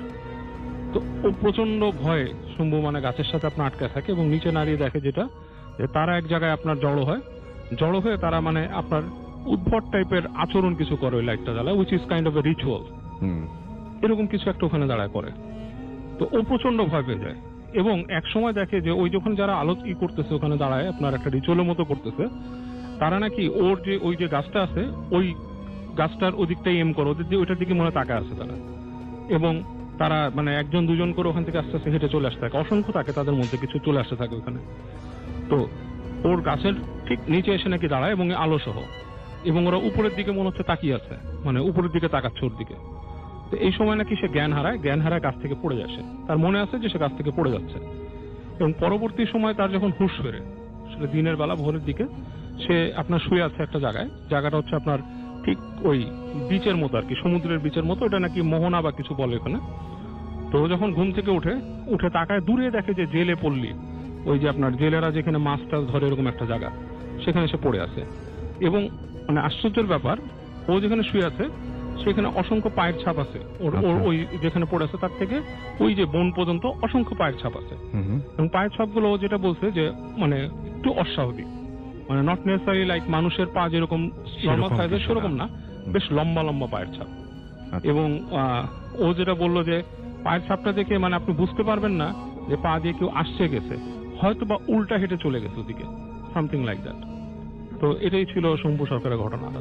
অনেক ধন্যবাদ বাবু ভাই। আরো একজন অতিথি আছেন, আপনার নামটা প্লিজ একটু বলবেন, তারপর আপনার আমরা ঘটনায় যাব। আসসালামু আলাইকুম, আমি তানভীর বলছি, এসেছি সেন্ট্রাল রোড থেকে। ওকে রাসেল ভাই, কোন ঘটনা? আমরা মনে হয় বাসার কোনো ঘটনা দিয়ে শুরু করি। আচ্ছা। তো রাসেল ভাই, এই ঘটনাটি আমার এক ফ্রেন্ড, ওর নাম হচ্ছে রানা, সে মেডিকেল ইকুইপমেন্টের বিজনেস করে আপনার প্রেস ক্লাবের অপোজিটে। তো সে আমার সাথে শেয়ার করেছে। তো সে যেটা একটু প্রেক্ষাপটটা বলে দিই, যে বিজনেস করার পরে সন্ধ্যার পরে ওই চার স্টলে আড্ডা দেয় নিচে ওদের বিজনেস মার্কেটের পাশে। তো কথা প্রসঙ্গে এক সময় এই ভৌতিক কোনো বিষয় চলে আসে, তো অনেকে অনেক কিছু বলে। তো এক ভদ্রলোক ছিল, ওদেরই সাথে বিজনেস করতো, একটু পরেশগার, ইয়াং, চুপচাপ ধরনের। তো সে শুনছে এবং হাসছে। তো জিজ্ঞেস করছে, কি ব্যাপার, আপনি হাসছেন কেন? তো বলে যে ভাই, অনেক তো শুনলাম, একটা ঘটনা বলে আমার নিজে। তো তার বাসা হচ্ছে তোপখানা রোডে। তো বলে যে আমি যে বাসায় থাকি, সে বাসার আশেপাশের লোকজন অনেক সময় অনেক ধরনের অভিযোগ করে যে আপনাদের বাসার কারণে সে একটা মেয়ে বসে থাকে, একটা বাচ্চা ওখান দিয়ে হাঁটা চলাফেরা করে রাত্রিবেলায়, এবং মাঝে মাঝে উনি নিজেও আপনার ওই ছাদের উপরে দৌড়াদৌড়ি শব্দ পেতেন, তো উনি খুব একটা পাত্তা দিতেন না। তো উনি বললেন যে একদিন আমি ঘুমিয়ে আছি, আমি রুমের বর্ণনা একটু দিয়ে নিচ্ছি, যে ওনার যে বেডটা ছিল সেটা কিং সাইজ বেড, এবং বেডের পরে পায়ের কাছে একটু জায়গা, ওখানে একটা টেবিল ছিল, এবং তারপরে হচ্ছিল জানালা, আপনার গ্রিল দেওয়া জানালাটা। তো তারপর আর কিছু নেই, 3 তলা বাসা। তো রাতে বলে উনি ঘুমিয়ে আছেন, উনার ওয়াইফ পাশে ঘুমিয়ে আছেন। তো উনি বা পাশে আর ওয়াইফ ডান পাশে, বা পাশে আপনার সাইড টেবিল আছে একটা। তো হঠাৎ করে ওনার কোনো কারণে ঘুম ভেঙে যায়। তো ঘুম ভেঙে যাওয়ার পরে উনি যখন তাকিয়ে দেখেন যে পায়ের কাছে জানালার ওখানে ওনার ওয়াইফ দাঁড়িয়ে আছে। তো উনি একটু দেখে একটু অবাক হয়ে যায়, এত রাতে ওয়াইফ ওখানে দাঁড়িয়ে আছেন, চুলগুলো খোলা, চুপচাপ একটু বিমর্ষ ভাবে দাঁড়িয়ে আছেন। তো উনি জিজ্ঞেস করেন কি ব্যাপার, আস্তে জিজ্ঞেস করেন কি ব্যাপার, তুমি দাঁড়িয়ে আছো, কি গরম লাগছে? আর যদি লাগে তাহলে তুমি জানলা বন্ধ করে এসি ছেড়ে দাও, চলে আসো। তো দেখে যে কোনো রেসপন্স করে না, উত্তর দিচ্ছে না। তো সে আবার বলে যে ঠিক আছে তুমি আসো। তো সে আবারও কোনো, যেহেতু কোনো ভাবমূর্তি বা কোনো ই নেই, সে একটু তাকিয়ে দেখলো ওনাকে, দেখার পরে সে ওয়াইফ আর কোনো রেসপন্স আবারও করছে না। তো চিন্তা করলো যে আচ্ছা ঠিক আছে, কয়টা বাজে একটু দেখি। তো উনি বা হাত দিয়ে ওনার সাইড টেবিলে যে মোবাইল আছে সেটা একটু খোঁজার চেষ্টা করছে। তো হাত দিয়ে খুঁজে পাচ্ছে না। তখন তার ওয়াইফ তার দিকে তাকিয়ে, যে জানলার পাশে দাঁড়িয়ে ছিল, তাকিয়ে বলে কি মোবাইল খুঁজছো, পাবে না বলে। তখন উনি বললেন যে, বলে সে আস্তে করে টার্ন করে জানালাদের দিয়ে বের হয়ে গেল। এই দৃশ্যটা দেখার পরে সে বলে যে আমি মানে ফ্রিজ হয়ে যাই, এটা কিভাবে সম্ভব, জানালার গ্রিল দিয়ে আটকানো এবং এটাতে ভেদ করে চলে গেল, এবং আমি যে মোবাইল খুঁজছি সেটা বুঝতে কিভাবে সে। তো সে তখন ফ্রিজ হয়ে যাওয়ার পর সে চমকে যখন বিছানা থেকে লাফ দেয়, তখন তার পাশে ডান পাশে ওয়াইফ বলে কি ব্যাপার, কি হয়েছে, তুমি এমন করছো কেন, কি ব্যাপার, তুমি কি হয়েছে, তুমি এমন করছো কেন? তখন দেখে যে তার ওয়াইফ তার ডান পাশে বিছানায় শুয়েছিল। তাহলে সামনে যাকে দেখলেন সে কে? এই ছিল আমার ঘটনা। ওকে, অনেক ধন্যবাদ আপনাকে। আসসালামু আলাইকুম, আমার নাম জয়, আমার পেশা আমি গাড়ি চালাই। তো এখন আমি যে ঘটনাটা বলবো সেটা হচ্ছে আমার এই গাড়ি আর নিজেকে আর আমার হেল্পার নিয়ে ঘটে যাওয়া একটা ঘটনা। ফার্স্ট যখন আমি রাজশাহী থেকে আলু লোড দিছিলাম, তো আমি সেখান থেকে আলু লোড দিয়ে সরাসরি সিলেটে লোড দিছিলাম, সিলেটে চলে যাই। তো সিলেটে যে সকালবেলা আলু আনলোড করি, গাড়ি থেকে আলু নামাই, নামানোর পরে হেল্পারকে রেখে গাড়ি সাইড করে এক জায়গায় সাইড করে হেল্পারকে রেখে তো এক জায়গায় গেছি, টিপ মিপ পাওয়া যায় কিনা ঢাকার উদ্দেশ্যে যাব। যদি ঢাকার ওইদিকে যদি টিপ মিপ পাওয়া যায় তাহলে ঢাকা একটা টিপ নিয়ে যাব। তো তারপরে অনেক খোঁজাখুঁজি করলাম, সারাদিন খোঁজাখুঁজি করার পরে কোনো টিপ টিপ হইল না। তো বসে আছি, সন্ধ্যার দিকে একদিন মানে বলতেছে যে জাফলং থেকে পাথর লোড হবে ঢাকা দিকে যাবে, ঢাকা ইপিজেড যাবে। তো আমি বললাম যে কত টাকা ভাড়া দিবেন? তো উনি আমাকে বললো যে ভাড়া 18,000 টাকা পাবেন, এমনি ডাল সিজন 22 টন পাথর লোড। তো চিন্তা করলাম বসে থেকে লাভ কি, তো চলে যাই। তো আমি আমার হেল্পারকে নিয়ে আমি সরাসরি জাফলং চলে গেলাম। জাফলং চলে যায়, তার মধ্যে মাঝখানে একটা কথা বলে রাখি, আমার উস্তাদ যখন আমি গাড়ি হেল্পার ছিলাম তখন আমার উস্তাদ বলছিল যে রাতের 12টার পরে এই রোডে মানে জাফলং থেকে সিলেটে আসার যে রোডটা, এই রোডে কখনো যাবা না। তখন আমি প্রশ্ন করছিলাম উস্তাদ কেন যাব না, যদি কোনোদিন আমার যদি কোনোদিন আমি যদি ড্রাইভার হই, তখন যদি এরকম একটা সিচুয়েশনে পড়ি, তখন আমাকে বেশি কিছু বলে নাই। উনি বলছে যে যাইতে না করছি যাবা না। তো আমি আর কথা বাড়াইনি। তো আমি ওই সিলেটে আমার যেতে তো যেহেতু সন্ধ্যার সময় রওনা দিয়েছিলাম, সন্ধ্যার দিকে যেতে প্রায় অনেক আমার 8টা 8:30 বেজে গেছে। তো পাথর গেলাম, যে পাথর মাঝে লোড দিলাম, লোড দিয়ে আস্তে লোড মোড হয়ে আমরা দুজন খাওয়া দাওয়া করলাম। খাওয়া দাওয়া করার পরে আস্তে প্রায় 11:30 মতো বেজে গেল। তো চিন্তা করলাম এখন এখানে বসে থেকে লাভ কি, তো চলে যাই। তো হেল্পারকে আমি বললাম কি, হেল্পার ছিল মুরব্বী, আমি হেল্পারকে বললাম কি যে গাড়ির চাকা মাকা সব দেখে নেন, তেল সব, তেলের লাইন টাইন সুইচ বোর্ড সব দেখে নেন, তারপরে রওনা দিই।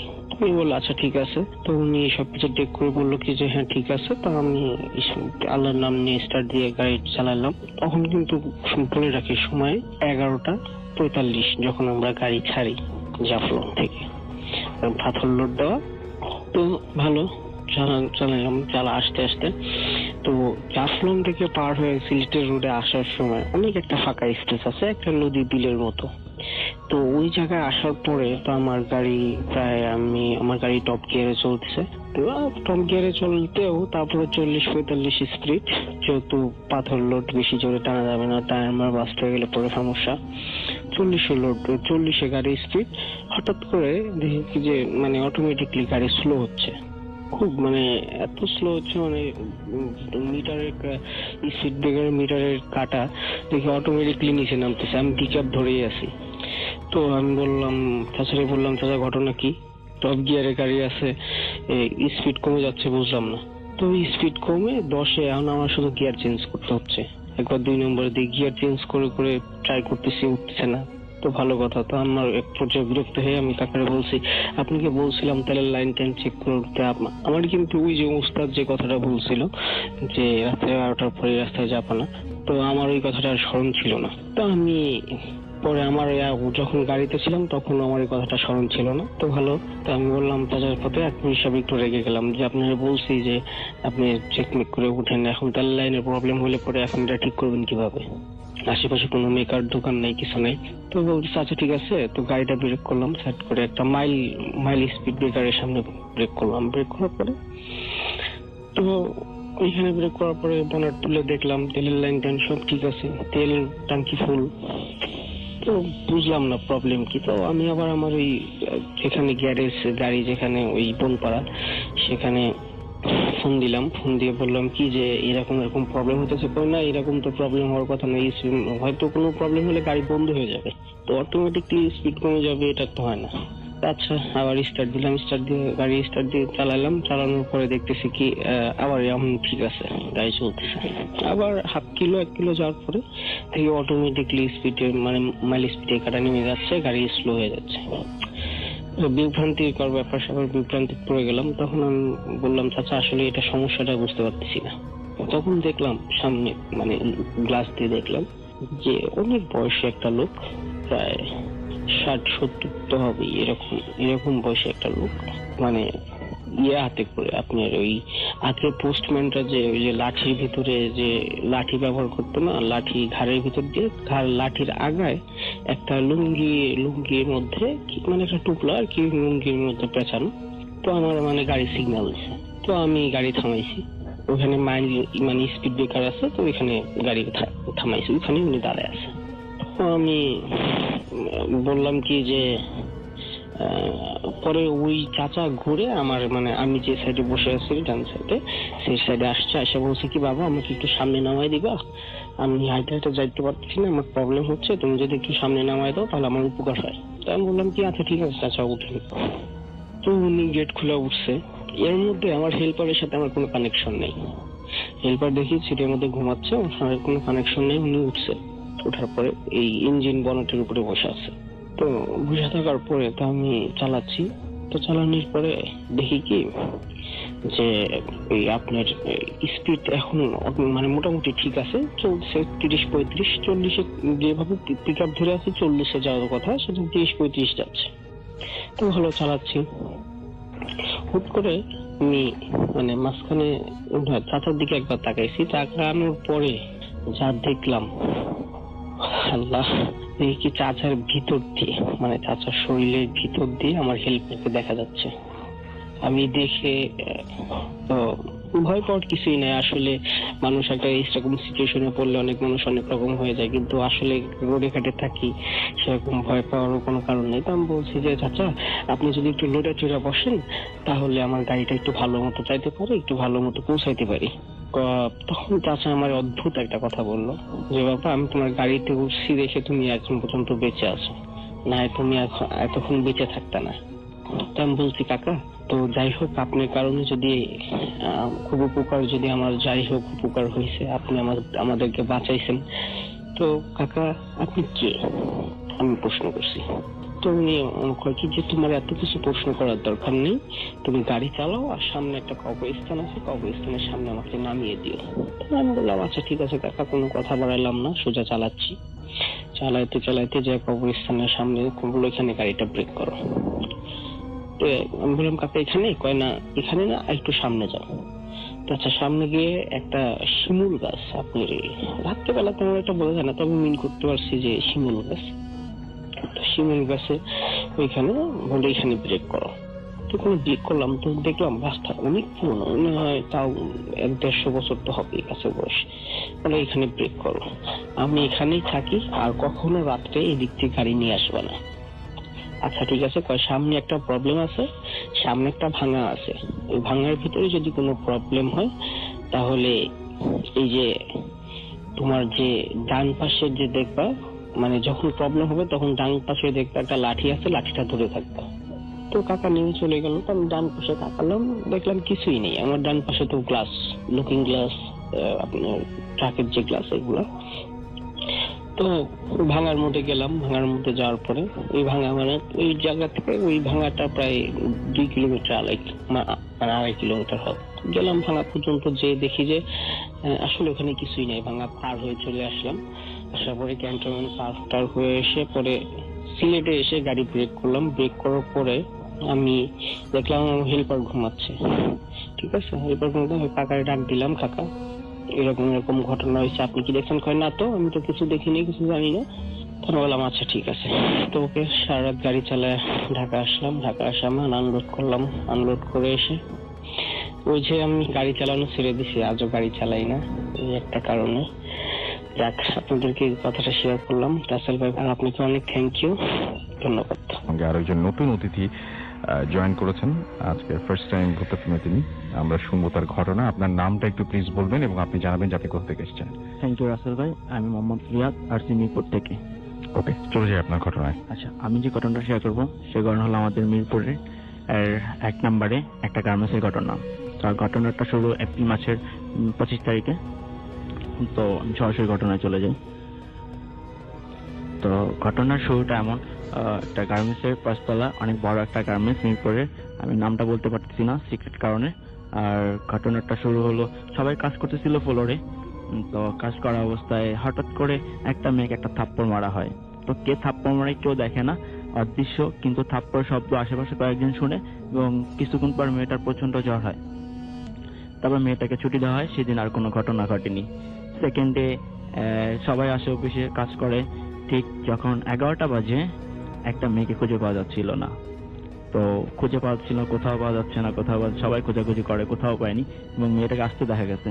তো সেকেন্ড টাইম যখন বিকেল 5টা বাজে ঠিক তাকে পাওয়া যায় ওয়াশরুমে, খুব অদ্ভুত চোখে, চোখ দুটো বড় বড় করে তাকিয়ে আছে এবং একজন লোক দেখার পর সে সবাইকে বলে। তারপর তাকে গিয়ে দেখে যে সত্যি সত্যি চোখগুলো বড় বড় করে দাঁড়িয়ে আছে এবং কিচ্ছু বলে না। তাকে ডাকতে হয়, সে কোনো রেসপন্স করে না। তারপর কিছুক্ষণ পর একজন সাহস করে গিয়ে তাকে ছোঁয়ার সাথে সাথে সেন্সলেস হয়ে পড়ে যায়। তো সেদিন আর কোনো ঘটনা ঘটেনি। তারপর দিন যেটা হয় সেটা হলো, সবাই কাজ করতেছিল, তো সবাই একটু ভয় পাচ্ছিল। তারপর দুটা মেয়ে, মানে একটা মেয়ে ওয়াশরুমে যাবে, তো সে ভয় পাচ্ছিল, সাথে একজনকে নিয়ে গেল। তো কি করলো, ওয়াশরুমের গেটটা ওপেন করে রাখলো এবং বাইরে আরেকটা মেয়ে দাঁড়িয়ে তাকে পাহারা দিচ্ছিল। তো অনেকক্ষণ হওয়াতে সে আর বেরোচ্ছিল না, তাকে ডাকতে হলো, কোনো রেসপন্স না করাতে সে কি করলো, দরজাটা ধাক্কা দিল। ধাক্কা দিয়ে যেটা দেখলো যে মেয়েটা ওয়াশরুমের মাথাটা তার ওয়াশরুমের ভিতরে ঢুকানো। সেই দেখে চিৎকার করে সবাইকে ডেকে আনার পর মেয়েটার মাথাটা ভিতরে ছিল না, মাথাটা ভিতরে ছিল না, সে দাঁড়িয়ে ছিল সে আগের মেয়ের মতো চোখগুলো বড় বড় করে, এবং তাকে ডাকা হয়, রেসপন্স না করায়। তো এরকম আরেকজন সাহস করে গিয়ে তাকে ছুঁয়ে সে সেন্সলেস হয়ে পড়ে যায়। আচ্ছা, আপনার তো এরপরে তো হুজুরকে ডেকে নিয়ে আসা হচ্ছিল। হুজুর যখন এসেছিলেন আপনাদের ওইখানে, তখন তারপরে সেটা কি হলো সেখানে? তারপর হুজুর আসার পর পুরো ফ্লোর পরিদর্শন করার পর সেই বাথরুমে ঘটনা দুবার হয়েছিল, সে ফু দেয়। ঘটনা শুরু হয় গিয়ে ভিতরে শুরু হয়, ঠিক ফু দেওয়ার 2 মিনিট পরই শুরু হয়। সবাই কাজ করতেছিল, হঠাৎ করে একটা মেয়ে দাঁড়িয়ে যায় এবং নিজের গাল নিজে থাপ্পড় মারে। সেকেন্ড টাইম হাওয়ায় ভেসে সে উপরে উঠে পর ধাম করে মাটিতে পড়ে যায়। এই থেকে সবাই তার কাছে যায়, যে তাকে ধরে, তাকে সে মারধর করে। এখনো কি সমস্যা আছে এখানে? না, এখনো ওরকম সমস্যা নাই, বাট ছিল কিছুদিন আগে। তো তারা নাকি বড় কোনো হুজুর কোন ডেকে জবাই টবাই করে ঠিক করছে প্রবলেমটা। ওকে, ঘটনাটা আপনি যেভাবে বলেছিলেন এখানে আমরা সেভাবে পেলাম না জিনিসটা, আপনি অনেক মনে হয় নার্ভাস। আমরা পরবর্তী অতিথির কাছে যাই এবং তার কাছ থেকে ঘটনা শুনি, এবং তিনি যে ঘটনাটি বলবেন সেটি বেসিক্যালি সেই ঘটনাটা হচ্ছে অস্ট্রেলিয়ায় ঘটেছে এবং একটু অদ্ভুত টাইপের একটা ঘটনা। আমরা সেই ঘটনাটা শুনবো। আপনি প্লিজ একটু আপনার নামটা বলবেন এবং আপনি কোথা থেকে এসেছেন, তারপর আপনার ঘটনা শুনবো আমরা। থ্যাংক ইউ রাসেল ভাই, আমি হৃদয় বলছি। আমি এসেছি ইন্ডিয়া রোড ফার্মগেট থেকে। তো সরাসরি আমি ঘটনায় চলে যাচ্ছি। ঘটনাটি ঘটে আমার কাজিন সাইমনকে নিয়ে অস্ট্রেলিয়ার সিডনিতে 2008 সাল এপ্রিল মাস। তখন ওখানে প্রচন্ড শীতকাল, তাপমাত্রা প্রায় 3 থেকে 4 ডিগ্রি সেলসিয়াস। কাজিন সাইমন সহ তাদের 3-4 জন ফ্রেন্ডরা মিলে ডিসিশন নেয় যে কিছু একটা অ্যাডভেঞ্চার করা। তো অ্যাডভেঞ্চার করতে করতে হঠাৎ করে একজন বলে যে সিডনি থেকে 3-4 কিলোমিটার দূরে উলঙ্গন নামক একটি জায়গা আছে এবং সেখানে একটি প্রাচীন চার্চ আছে এবং মানে গ্রিকদের আন্ডারে, এবং মানে গ্রিকদের আন্ডারে চার্চ আছে। তো চার্চের পাশে একটা পুরনো কবরস্থান রয়েছে। তো তারা ডিসিশন নেয় যে এটা ঠিক আছে, তো ওখানে যাওয়া যাক। তো তারা সিডনি থেকে লং ড্রাইভ করে সেখানে যায় রাত 2:30টার দিক দিয়ে। সেখানে গিয়ে তারা ওই কবরস্থানের ভেতরে ঢুকে প্রায় 10 মিনিট হাঁটার পর তারা একটা বাচ্চা কবরের কাছে এসে তারা 4 জন ভয়ে থমকে দাঁড়ায়। তারা 4 জন মিলে দেখতে পায় যে কবরস্থানের মাথার কাছে থাকা একটি ক্রসে, এবং সেই কবরটা ছিল বেশ পুরনো, প্রায় 80-90 বছর আগেকার, এবং সম্ভবত সেটি একটি বাচ্চার কবর। হ্যাঁ, তো তারা সেটা দেখে সেই কবরটাতে তারা লক্ষ্য করে একটা অবয়ব ভেসে উঠছে, এবং কালো একটা অবয়ব, এবং চোখ দুটো সম্পূর্ণ কালো। এবং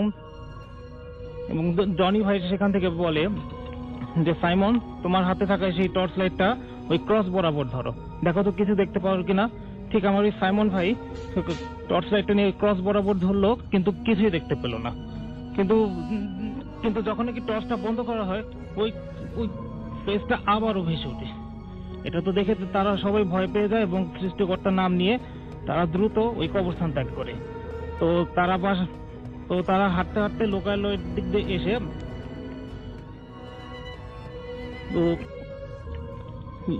দিক দিয়ে এসে পড়ে এবং কাছাকাছি একটা গেস্ট হাউস খুঁজে। গেস্ট হাউসে তারা রাত কাটানোর জন্য থাকে।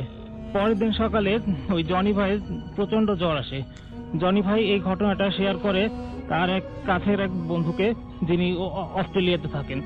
তো তখন ওই বন্ধু সেই ঘটনাটা শুনে বলে, আজ থেকে প্রায় 80 থেকে 90 বছর আগে সেখানে এক বোর্ডিং স্কুল ছিল। সেই বোর্ডিং স্কুলের এক প্রিস্ট সেই বাচ্চা মেয়েটিকে শাস্তি দেওয়ার জন্য একটি রুমে আটকে রাখে। মেয়েটি ভয় পেয়ে সেই রুমে মারা যায়, এবং মারা যাওয়ার আগে ওই প্রিস্টটিকে অভিশাপ দিয়ে বলেছিল যে তোর কোনো একটা ক্ষতি হবে। ঠিক মেয়েটাকে মারা যাওয়ার পর সেই কবরস্থানে তাকে দাফন করা হয়। দাফন করার ঠিক 3 দিন পরেই সেই প্রিস্ট মারা যায়। এবং আপনাকে অনেক ধন্যবাদ। এই মুহূর্তে একটা ঘটনায় যাব। ঘটনাটি একটা ইমেইল থেকে পড়ব এবং ইমেইলটি যেভাবে লেখা আছে আমি সেভাবেই পড়ার চেষ্টা করছি। হ্যালো রাসেল ভাইয়া, আসসালামু আলাইকুম। আমি রাজিয়া সুলতানা ঢাকা থেকে বলছি। গত 27 অক্টোবর তারিখে প্রচারিত এপিসোডে আমার পাঠানো ইমেইলটি আপনি পড়েছিলেন, তার জন্য আপনাকে এবং ভূত এফএম টিমের প্রতি অশেষ ধন্যবাদ এবং কৃতজ্ঞতা জ্ঞাপন করছি। আজ আমি আরেকটি ইমেল পাঠালাম। ভালো লাগলে লিসেনারদের অবশ্যই পড়ে শোনাবেন। কথা না বাড়িয়ে ঘটনায় আসি। এখানে বলে রাখি যে আমি আজ কোনো ভূতের ঘটনা বা ভূতের গল্প শেয়ার করব না। স্কুল লাইফ থেকেই আমার লেখালেখির শখ। গল্প, উপন্যাস ও কবিতা লেখার পাশাপাশি আমার ছবি আঁকার হাত ভালো। আমার সেই লেখালেখির শখ নিয়ে ঘটে যাওয়া একটি ব্যাখ্যাহীন অপ্রীতিকর ঘটনা আপনাদের কাছে বলছি। প্রথম ঘটনাটি হচ্ছে, আমি যখন ক্লাস 10-এ পড়ি তখন আমার লেখা একটি উপন্যাসে একটি বাচ্চা মেয়ের সিঁড়ি থেকে পড়ে যাবার একটি দৃশ্য উল্লেখ করেছিলাম। আমার সাথে ঘটনাটি ঘটে তার ঠিক কিছুদিন পর। সেদিন আমি কোচিং শেষে ওপরতলা থেকে নামার সময় পা পিছলে সিঁড়ি থেকে পড়ে গিয়ে আমার পা মচকে যায়, ঠিক যেভাবে আমার গল্পতে ওই দুর্ঘটনার বর্ণনা দিয়েছিলাম। খুবই অদ্ভুত। এবার বলছি দ্বিতীয় ঘটনা। 2015 সালে আমার ছোট আন্টির স্টুডেন্ট ভিসা নিয়ে মালয়েশিয়াতে যাওয়া এবং তার স্বপ্ন পূরণের পটভূমি নিয়ে আমি একটি গল্প লিখেছিলাম। কাহিনীর অংশ হিসেবে সেখানে আমি মূল গল্পের চরিত্রের ডেঙ্গু হবার বর্ণনা করেছিলাম।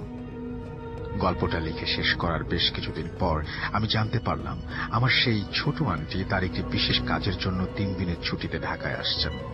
আমরা বেশ খুশি হলেও ব্যাপারটা মোটেও আনন্দের ছিল না, কারণ ততদিনে আন্টির ব্রেস্ট ক্যান্সার ধরা পড়েছে।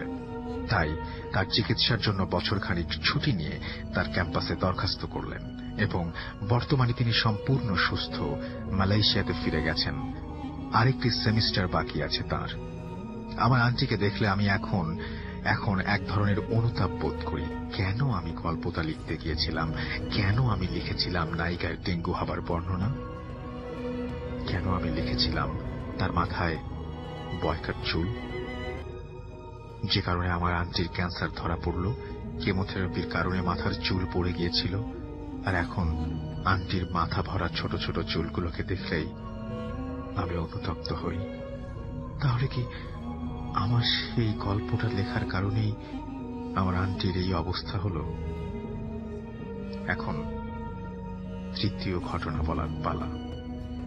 এখানে আমি একটি গল্পে একজন গৃহিণী মায়ের মাছ কুটতে গিয়ে হাত কেটে যাবার বর্ণনা লিখেছিলাম। ঠিক কিছুদিন পরে ভাঙা কাঁচে হাত লেগে আমার হাত কেটে যায়। ব্লিডিং সহজে বন্ধ হচ্ছিল না বলে হাসপাতালে যেতে হয়েছিল। আমার এই দুর্ঘটনাটি ঘটে ঠিক যেভাবে গল্পটাতে আমি লিখেছিলাম। বলছিলাম যে আমার লেখালেখির শখের সাথে এরকম অপ্রীতিকর ঘটনাগুলো কোনো অলৌকিক ব্যাখ্যা আছে কিনা জানি না, তবে আমি সচেতন হয়েছি। এখন আমি আমার লেখায় কোনো ফিকশনে বা স্টোরিতে কোনো ধরনের অপ্রীতিকর ঘটনা লিখি না। গল্প উপন্যাস পড়া যেহেতু এক ধরনের বিনোদন, তাই আমি শুরু থেকে শেষ পর্যন্ত 100% আনন্দ আমার পাঠককে দিতে চেষ্টা করি। তার জন্য আমি যথেষ্ট প্রশংসাও পেয়েছি। তো রাসেল ভাইয়া, সবশেষে আপনার প্রতি বিনীত অনুরোধ, আমার এই মেইলটি ভালো লাগলে অবশ্যই পড়বেন এবং আমি একজন ভালো সাহিত্যিক হতে পারি যেন, তার জন্য সবার কাছে দোয়া কামনা করছি। আল্লাহ হাফিজ। রাজিয়া সুলতানা, শিক্ষার্থী, গার্হস্থ্য অর্থনীতি অনুষদ, ঢাকা বিশ্ববিদ্যালয়। কি অদ্ভুত না? একজন মানুষ একটা ঘটনা লিখবেন বা একটা গল্প লিখবেন, একটা ফিকশন লিখছেন, তিনি যা লিখছেন সেটা সত্যি হয়ে যাচ্ছে। তিনি যেভাবে বর্ণনা দিচ্ছেন সেভাবেই ঘটনা ঘটছে। তিনি যা ভাবছেন তাই ঘটছে বাস্তবে। মেলানো যায় না। মাঝে মাঝে অবাক হতে হয়, আরো অবাক হতে হয় যখন ঠিক একই ধরনের একটি ঘটনা পাঠিয়েছেন আমাদেরকে নিশাদ। তিনি ঢাকাতে একটা প্রাইভেট ইউনিভার্সিটিতে পড়াশোনা করছেন। তার ঘটনাটি আমি পুরোটা পড়ব না। তিনি তার গল্পের মধ্যে একটা বর্ণনা দিয়েছেন, সেটা হচ্ছে তার এক বন্ধু সামিরকে নিয়ে। তিনি প্রথমে বলেছিলেন যে তাদের বাসায় কোনো একজন অতিথি এসেছিলেন, কি তার কেউ একজন না দেখেই সেটা বলতে পেরেছিল, এবং তিনি বলছিলেন যে তিনি একটা স্বপ্ন, মানে তার এক স্বপ্নের মধ্যে তিনি দেখেছিলেন যে গেস্টরা হতে বাসায় বেড়াতে এসছেন এবং কি ধরনের কাপড় চোপড় পরে আছেন সেই ব্যাপারটাও বলে ফেলেছিলেন। যাই হোক, কিন্তু সবচেয়ে এই গল্পের মূল যে পার্টটা সেটা হচ্ছে কোনো একদিন এক বড় ভাই তাদের বাসায় এলেন, এবং যে বড় ভাইটা এসেছিলেন এবং যার কথা বললাম, এবং তার পরপরই তাদের তখন ইলেকট্রিসিটি ছিল না, বন্ধ হয়ে যাওয়া কম্পিউটারে হঠাৎ করে পাওয়ার চলে এসেছিল এবং সেখানে লেখা উঠেছিল, যার কথা বলছিলেন সেটা তার নাম হচ্ছে অভি, এবং লেখাটা উঠেছিল এভাবে যে অভি ইজ ইন ডেঞ্জার। মানে ইলেকট্রিসিটি নাই কিন্তু কম্পিউটারে এরকম একটা লেখা হঠাৎ করে আসলো। খুব অদ্ভুত ব্যাপার কিন্তু। এবং তার কিছুক্ষণ পরেই তারা জানতে পারলেন যে হি ইজ ইন ডেঞ্জার, এবং তার মা ফোন করে জানালেন যে তার একটা অ্যাক্সিডেন্ট হয়েছে। তিনি যশোর যাচ্ছিলেন সম্ভবত, এবং তারাও তখন যশোর তাদেরকে যেতে হয়েছিল সেই মানে ভাইয়ার কি অবস্থা সেটা দেখার জন্য। তো এটা খুব অদ্ভুত লেগেছে আমার কাছে। এই ঘটনাটি আমি পুরোটা পড়লাম না, কারণ ঘটনাটি মোটামুটি একই ধরনের, আর পুরোটা পড়ার মতো, যদিও আমি রিয়েলি সরি যে পড়ার মতো মনে হয়নি বলেই আমি পড়িনি, বাট এই ঘটনাটিও খুব অদ্ভুত। বাবাই আপনার ঘটনাটা আমরা শুনে ফেলি। নেক্সট যে স্টোরিটা আছে, আপনি যেটা বলেছিলেন যে বেশ অবিশ্বাস্য একটা ঘটনা, চলুন শুনি। ভাই কাহিনীটা আসলে এটা একজনের লাইফ এক্সপেরিয়েন্স। ওর নাম হচ্ছে সাকিব আলম। সে মোহাম্মদপুরে আপনার যে জায়গাটা থাকে ওটার লোকেশন এক্স্যাক্টলি বললাম না, মোহাম্মদপুরে থাকে আর কি। তো ও আমার সাথে কন্ট্যাক্ট করে ইদানিং, কিন্তু আচ্ছা অনেকের কাছে কাহিনী শুনছি রাসেল ভাই, বিশেষ করে বৃষ্টির দিনে আর কি, সবাইকে বলে ডেকে আনছি, তারপর কাহিনী শুনছি। তো আমার সাথে কন্ট্যাক্ট করে আসে এরকম বৃষ্টির দিনেই, তো বসে কাহিনীটা শেয়ার করো, লাইফের একটা এক্সপিরিয়েন্স। আর অবিশ্বাস্য বলতে মানে বেশ কমিউনিকেশনের ব্যাপারটা আসলে ও যেভাবে ডিসক্রাইব করেছে, মানে আপনার এন্টিটির সাথে বা আদার ওয়ার্ল্ডের সাথে, সেটাই বেশ আমার কাছে একটু মানে অ্যাবনর্মাল লেগেছিল। এই জন্য আমি বারবার ওকে এটা মানে আপনার ভেরিফাই করি, ওকে জিজ্ঞেস করি এবং বিভিন্ন আপনার ক্রস ভেরিফিকেশন করার চেষ্টা করি ওর সাথে। But all turn to be actually fine. মানে ও যা বলেছে এর মধ্যে বেশিরভাগই মনে হয়েছে সত্যি, যেহেতু এই জিনিসটা আসলে প্রুফ করার কিছু নাই। ও কিছু ছবি ভিডিও দেখিয়েছে আমাকে, এভিডেন্স অফ দোজ আপনার তাবিজ এন্ড স্টাফ, কিন্তু সেটা তো আসলে মানে আমি মানে কোনো প্রুফ হিসাবে ধরতে পারি না। বাট অ্যাকচুয়ালি মানে ওর শেষ অ্যাপ্রোচ এবং ওর বডি ল্যাঙ্গুয়েজ এভরিথিং মানে শুনে মনে হয়েছে কাহিনীটা সত্যি। যাই হোক, কাহিনীটা চলে যাই 2008 সাল বা এরকম একটা সময় সাকিবরা একটা বাসায় মুভ করে। হ্যাঁ, বাসাটা হচ্ছে আপনার এমন একটা জায়গায় যে জায়গাটা আপনার মোটামুটি আপনার পরবর্তীতে ডেভেলপ হয়েছে সিটি। আচ্ছা, হ্যাঁ, মোহাম্মদপুরে অনেক এক্সপ্যানশন হয়েছে, এক্সপ্যানশনের একটা জায়গায়। তো ওই জায়গাটা ওর খালার বাড়ি ছিল এবং জায়গাটাতে নাকি অ্যারাউন্ড আপনার আরো আগে, তারও 10-12 বছর আগে ওটার নির্মাণ কাজ শুরু হয় এবং ওই সময় কেবল সদ্য নির্মাণকৃত বিল্ডিং, মানে বেশ লম্বা সময় নিয়ে বিল্ডিংটা তৈরি হয়েছে আর কি। ওকে। তো ওই বিল্ডিং এ যে ও যখন ওঠে, ওই বিল্ডিংটা ওর খালার বাড়ি, ওরা খালা বিদেশে থাকতো, সেখান থেকে আসার পরে বাসা থাকে। তো ওই বাসা ওঠার পর থেকে নাকি তার ভেতরে বেশ অসুস্থতা দেখা দেয়। আচ্ছা, অসুস্থতা গুলো বেশ আপনার বিচিত্র টাইপের অসুস্থতা, দিনে দিনে শরীর দুর্বল হয়ে যেতে থাকে এবং অসুস্থ ফিল করতে থাকে, কোনো কাজে মনোযোগী থাকে না, এরকম বিভিন্ন ব্যাপার স্যাপার আর কি তার ভেতরে থাকে। তো এটাতে ওর বাবা একজন চিকিৎসক, তো বাবার সাথে কথা বলে, তো বাবা বিভিন্ন রকম চেক করে দেখে এবং তো টেস্ট করে দেখে, তার ভেতরে আসলে কোনো সমস্যা পাওয়া যায় না, মানে হি ইজ কমপ্লিটলি ফাইন। হ্যাঁ, আচ্ছা, কিন্তু ওই প্রবলেম গুলো ফেস করে। তো যেটা ফেস করতো, বিছানায় শুয়ে থাকলে আপনার মূলত সারা শরীরে কেউ খোঁচাচ্ছে সুই দিয়ে, প্লাস কোনো কিছু কামড় দিচ্ছে, ছোট ছোট পিঁপড়া বা জাতীয় কিছু, বাট বিছানা চেক করলে কিছুই পাওয়া যেত না। হ্যাঁ, তো এরকম কিছু কাণ্ড করতে থাকে, পড়াশোনা অমনোযোগী হয়ে যায়, পড়াশোনা করতে পারে না, মন বসাতে পারে না এরকম। আচ্ছা, এবং ওর রুমের মধ্যে মানে একটু মানে আশ্চর্য কিছু ফিলও করে, যেমন রুমের মধ্যে কেউ চলাফেরা করতেছে, এরকম কিছু একটা ব্যাপার স্যাপার। তো একদিন ও ফার্স্ট যখন নাকি আপনার কমিউনিকেশনের ব্যাপারটা হয়, ও শুয়েছিল বিছানায়, তো দুপুরের দিকে মানে আলো কমে গেছে আর কি, আলো আধারি রুমের ভেতরে, এরকম সময় শুয়ে ও ফিল করতে থাকে কেউ একজন মনে হচ্ছে ও রুমে দাঁড়িয়ে দেয়ালের মধ্যে কোনো বল মারছে, টেনিস বল মারছে, সেটা বাউন্স করে আবার ধরছে আর কি, ক্যাচ করছে, আপনার একটা খেলা খেলছে আর একটা দেওয়ালে বল মেরে সেটাকে আবার ক্যাচ করা আর কি, এরকম। এবং এটা মানে র্যাপিডলি ওর মাথার মধ্যে একটা প্রেশার ফেলা শুরু করলো আর কি। হ্যাঁ, তো সে তারপর বুঝলো যে কেউ একজনের সাথে কথা বলার চেষ্টা করতেছে। কথা বলাটা এরকম যে, তুমি আমাদের সাথে চলো, এখানে থেকে কি করতেছো, হ্যাঁ, আরেকটা ভিন্ন জগৎ আছে, এখানে থাকার কোনো মানে হয় না, এই ধরনের কিছু ব্যাপার স্যাপার আর কি। আচ্ছা, তো প্রথম দিন এই কথাগুলো সে কিভাবে শুনতে পাচ্ছে? ও শুনতে পাচ্ছে, মনে হচ্ছে যে ওর সাথে কেউ একজন কমিউনিকেট, ও তখন চোখ বন্ধ করে শুয়েছিল। আচ্ছা, ওকে। বাট সে ঘুমের মধ্যে ছিল না, সে আপনার মানে জেগেই ছিল, জাগরণ অবস্থায় আর কি, চোখ বন্ধ করে মনে হচ্ছে যে ওর রুমের মধ্যে কারো উপস্থিতি বুঝতেছে। যখন চোখ খুলছে দেখছে কেউ নাই, আচ্ছা, আলো আধারি রুমের ভেতরে, কিন্তু ওর কাছে স্পষ্ট মনে হচ্ছে কেউ একজন বল দিয়ে খেলতেছে দেওয়ালের ভেতরে, জিনিসটা জাস্ট লাইক দ্যাট, একটা শব্দের মতো হচ্ছে বোধহয়, এবং ওর সাথে মাইন্ডের ভেতরে কেউ কথা বলছে। তো যাক, সে ওইটাকে প্রথম দিন ইগনোর করে বা মনে করে তার মনের কোনো হ্যালুসিনেশন বা সামথিং, এবং নেক্সট দিন যেটা হয়, ওই যে আপনার মনে হচ্ছে যে একই রকম খেলা কেউ খেলছে মার্বেল দিয়ে ফ্লোরে, জোরে জোরে মার্বেল ফেলতেছে এন্ড কমিউনিকেট করার চেষ্টা করতেছে, এবং ওই আপনার গা জ্বালা পোড়া করতেছে, এরকম ফিলিংস গুলো ওর মধ্যে হওয়া শুরু করে। তো প্রথম দিন যেটা করে, ওর মার সাথে কথা বলে, ওর মা বলে যে ঠিক আছে, ওকে মানে ওদের একটা সাজেশন অনুযায়ী ফ্যামিলিগত যে কোনো একজন হুজুর, বাংলাদেশে বেশ নাম করা একজন হুজুর বা পীর সাহেব, তার কাছে ওকে নিয়ে যাওয়া হয়। সেই পীর সাহেব তাকে বলে তার বাড়িতে ঝাড়ু দিয়ে বাড়ির ধুলো নিয়ে আসতে, বাড়িতে যত ধুলো আছে বলছে ঝাড়ু দিয়ে বাসার থেকে ধুলোগুলো নিয়ে আসবা। আচ্ছা, তো বাড়ি ঝাড়ু দিয়ে সে ধুলোগুলো নিয়ে যায়। পীর সাহেব কি করে, ওই ধুলোগুলোর মধ্যে কিছু একটা পড়ে দেয়, পড়ে তাকে 4টা পেরেক আনতে বলে, ওই পেরেকটাও পড়ে দেয়, বলে তোমার রুমের চারপাশে 4টা লাগাবা, আর এই ধুলোগুলো একটা পোটলা করে ওই পেরেকের সাথে লাগাই দিবা। ওকে। এবং সাইমালটেনিয়াসলি একই সাথে সে একটা কাজ করে, একজন বাসায় একজন হুজুর আসতো তার, যে আরবি পড়াতো তাকে, সে হুজুরের কাছে সেই ঘটনা বলার পর হুজুর তাকে তাবিজ দেয় একটা, এন্ড আপনার একটা প্লেট দেয়, প্লেটের মধ্যে কিছু লিখে দেয় আর কি, মাটির পোড়া মাটির প্লেটে, বলে এটাও দরজার সামনে ঝুলায় রাখতে। এনিওয়ে, তো ও যখন এগুলো করে ওই হুজুরের কথা মতো পেরেক মারে এন্ড ওই জিনিসটা টানায় বাসার মধ্যে, এরপর থেকে নাকি আরো ভয়ঙ্কর ভাবে তার সামনে এইসব জিনিস অ্যাপিয়ার হওয়া শুরু করে এবং খুব রাগম্বিত ভাবে ওর সাথে কথা বলা শুরু করে যে তুমি মনে করতেছো যে তুমি এরকম করে পার পেয়ে যাবা, এরকম কিছু হবে না, তোমাকে আমরা ঠিকই ধরবো। এবং ওকে নাকি বলতে থাকে আমাদের একটা কাজ করে দিতে হবে, তোমাকে কাজ করে না দিলে তোমাকে আমরা নিয়ে যাব, তোমাকে আমরা ছাড়বো না, হ্যাঁ, এইসব জিনিস।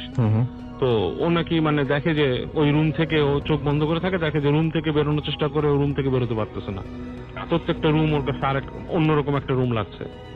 এবং সে নাকি ওই তখন তাকায় বারান্দায় আসছে, এসে দেখতেছে তার আশেপাশের ডিমেনশনটা চেঞ্জ হয়ে গেছে, মনে হচ্ছে আশেপাশে সবকিছুর মধ্যে মানে একটা ডিফারেন্ট চেহারা, লাল লাল আগুন লাগতেছে।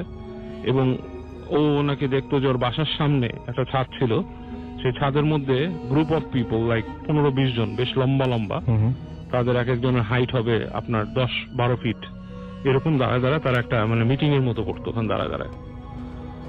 তো এগুলাতে সে বেশ এফেক্টেড হয় এবং সে এসব কাজ হয় না।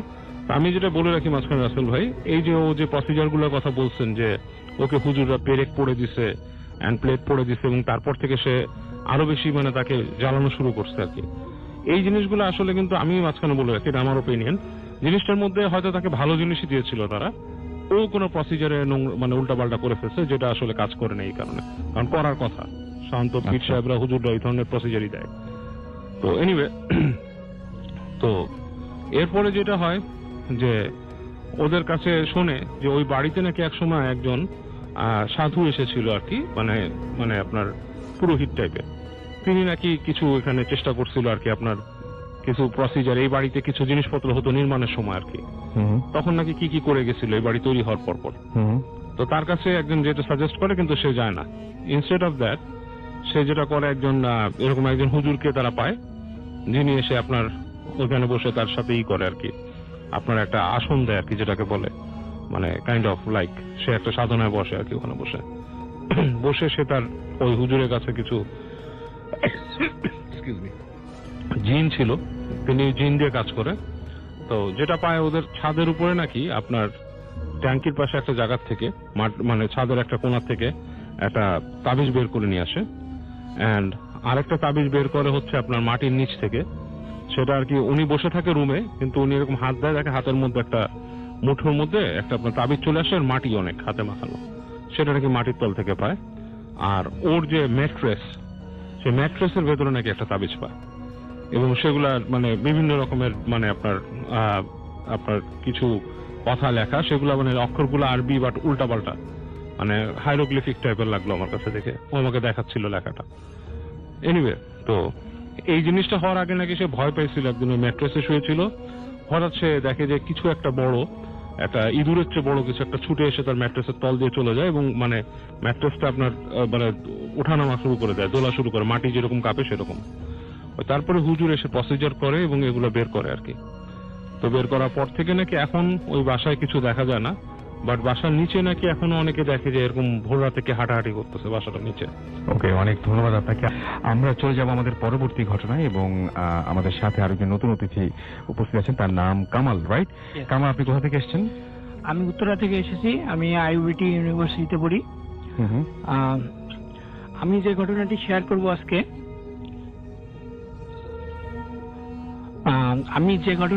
করব আজকে, সেটি রাজশাহীতে ঘটে যাওয়া একটি ঘটনা, রাজশাহীর মর্গের ঘটনা বেসিক্যালি।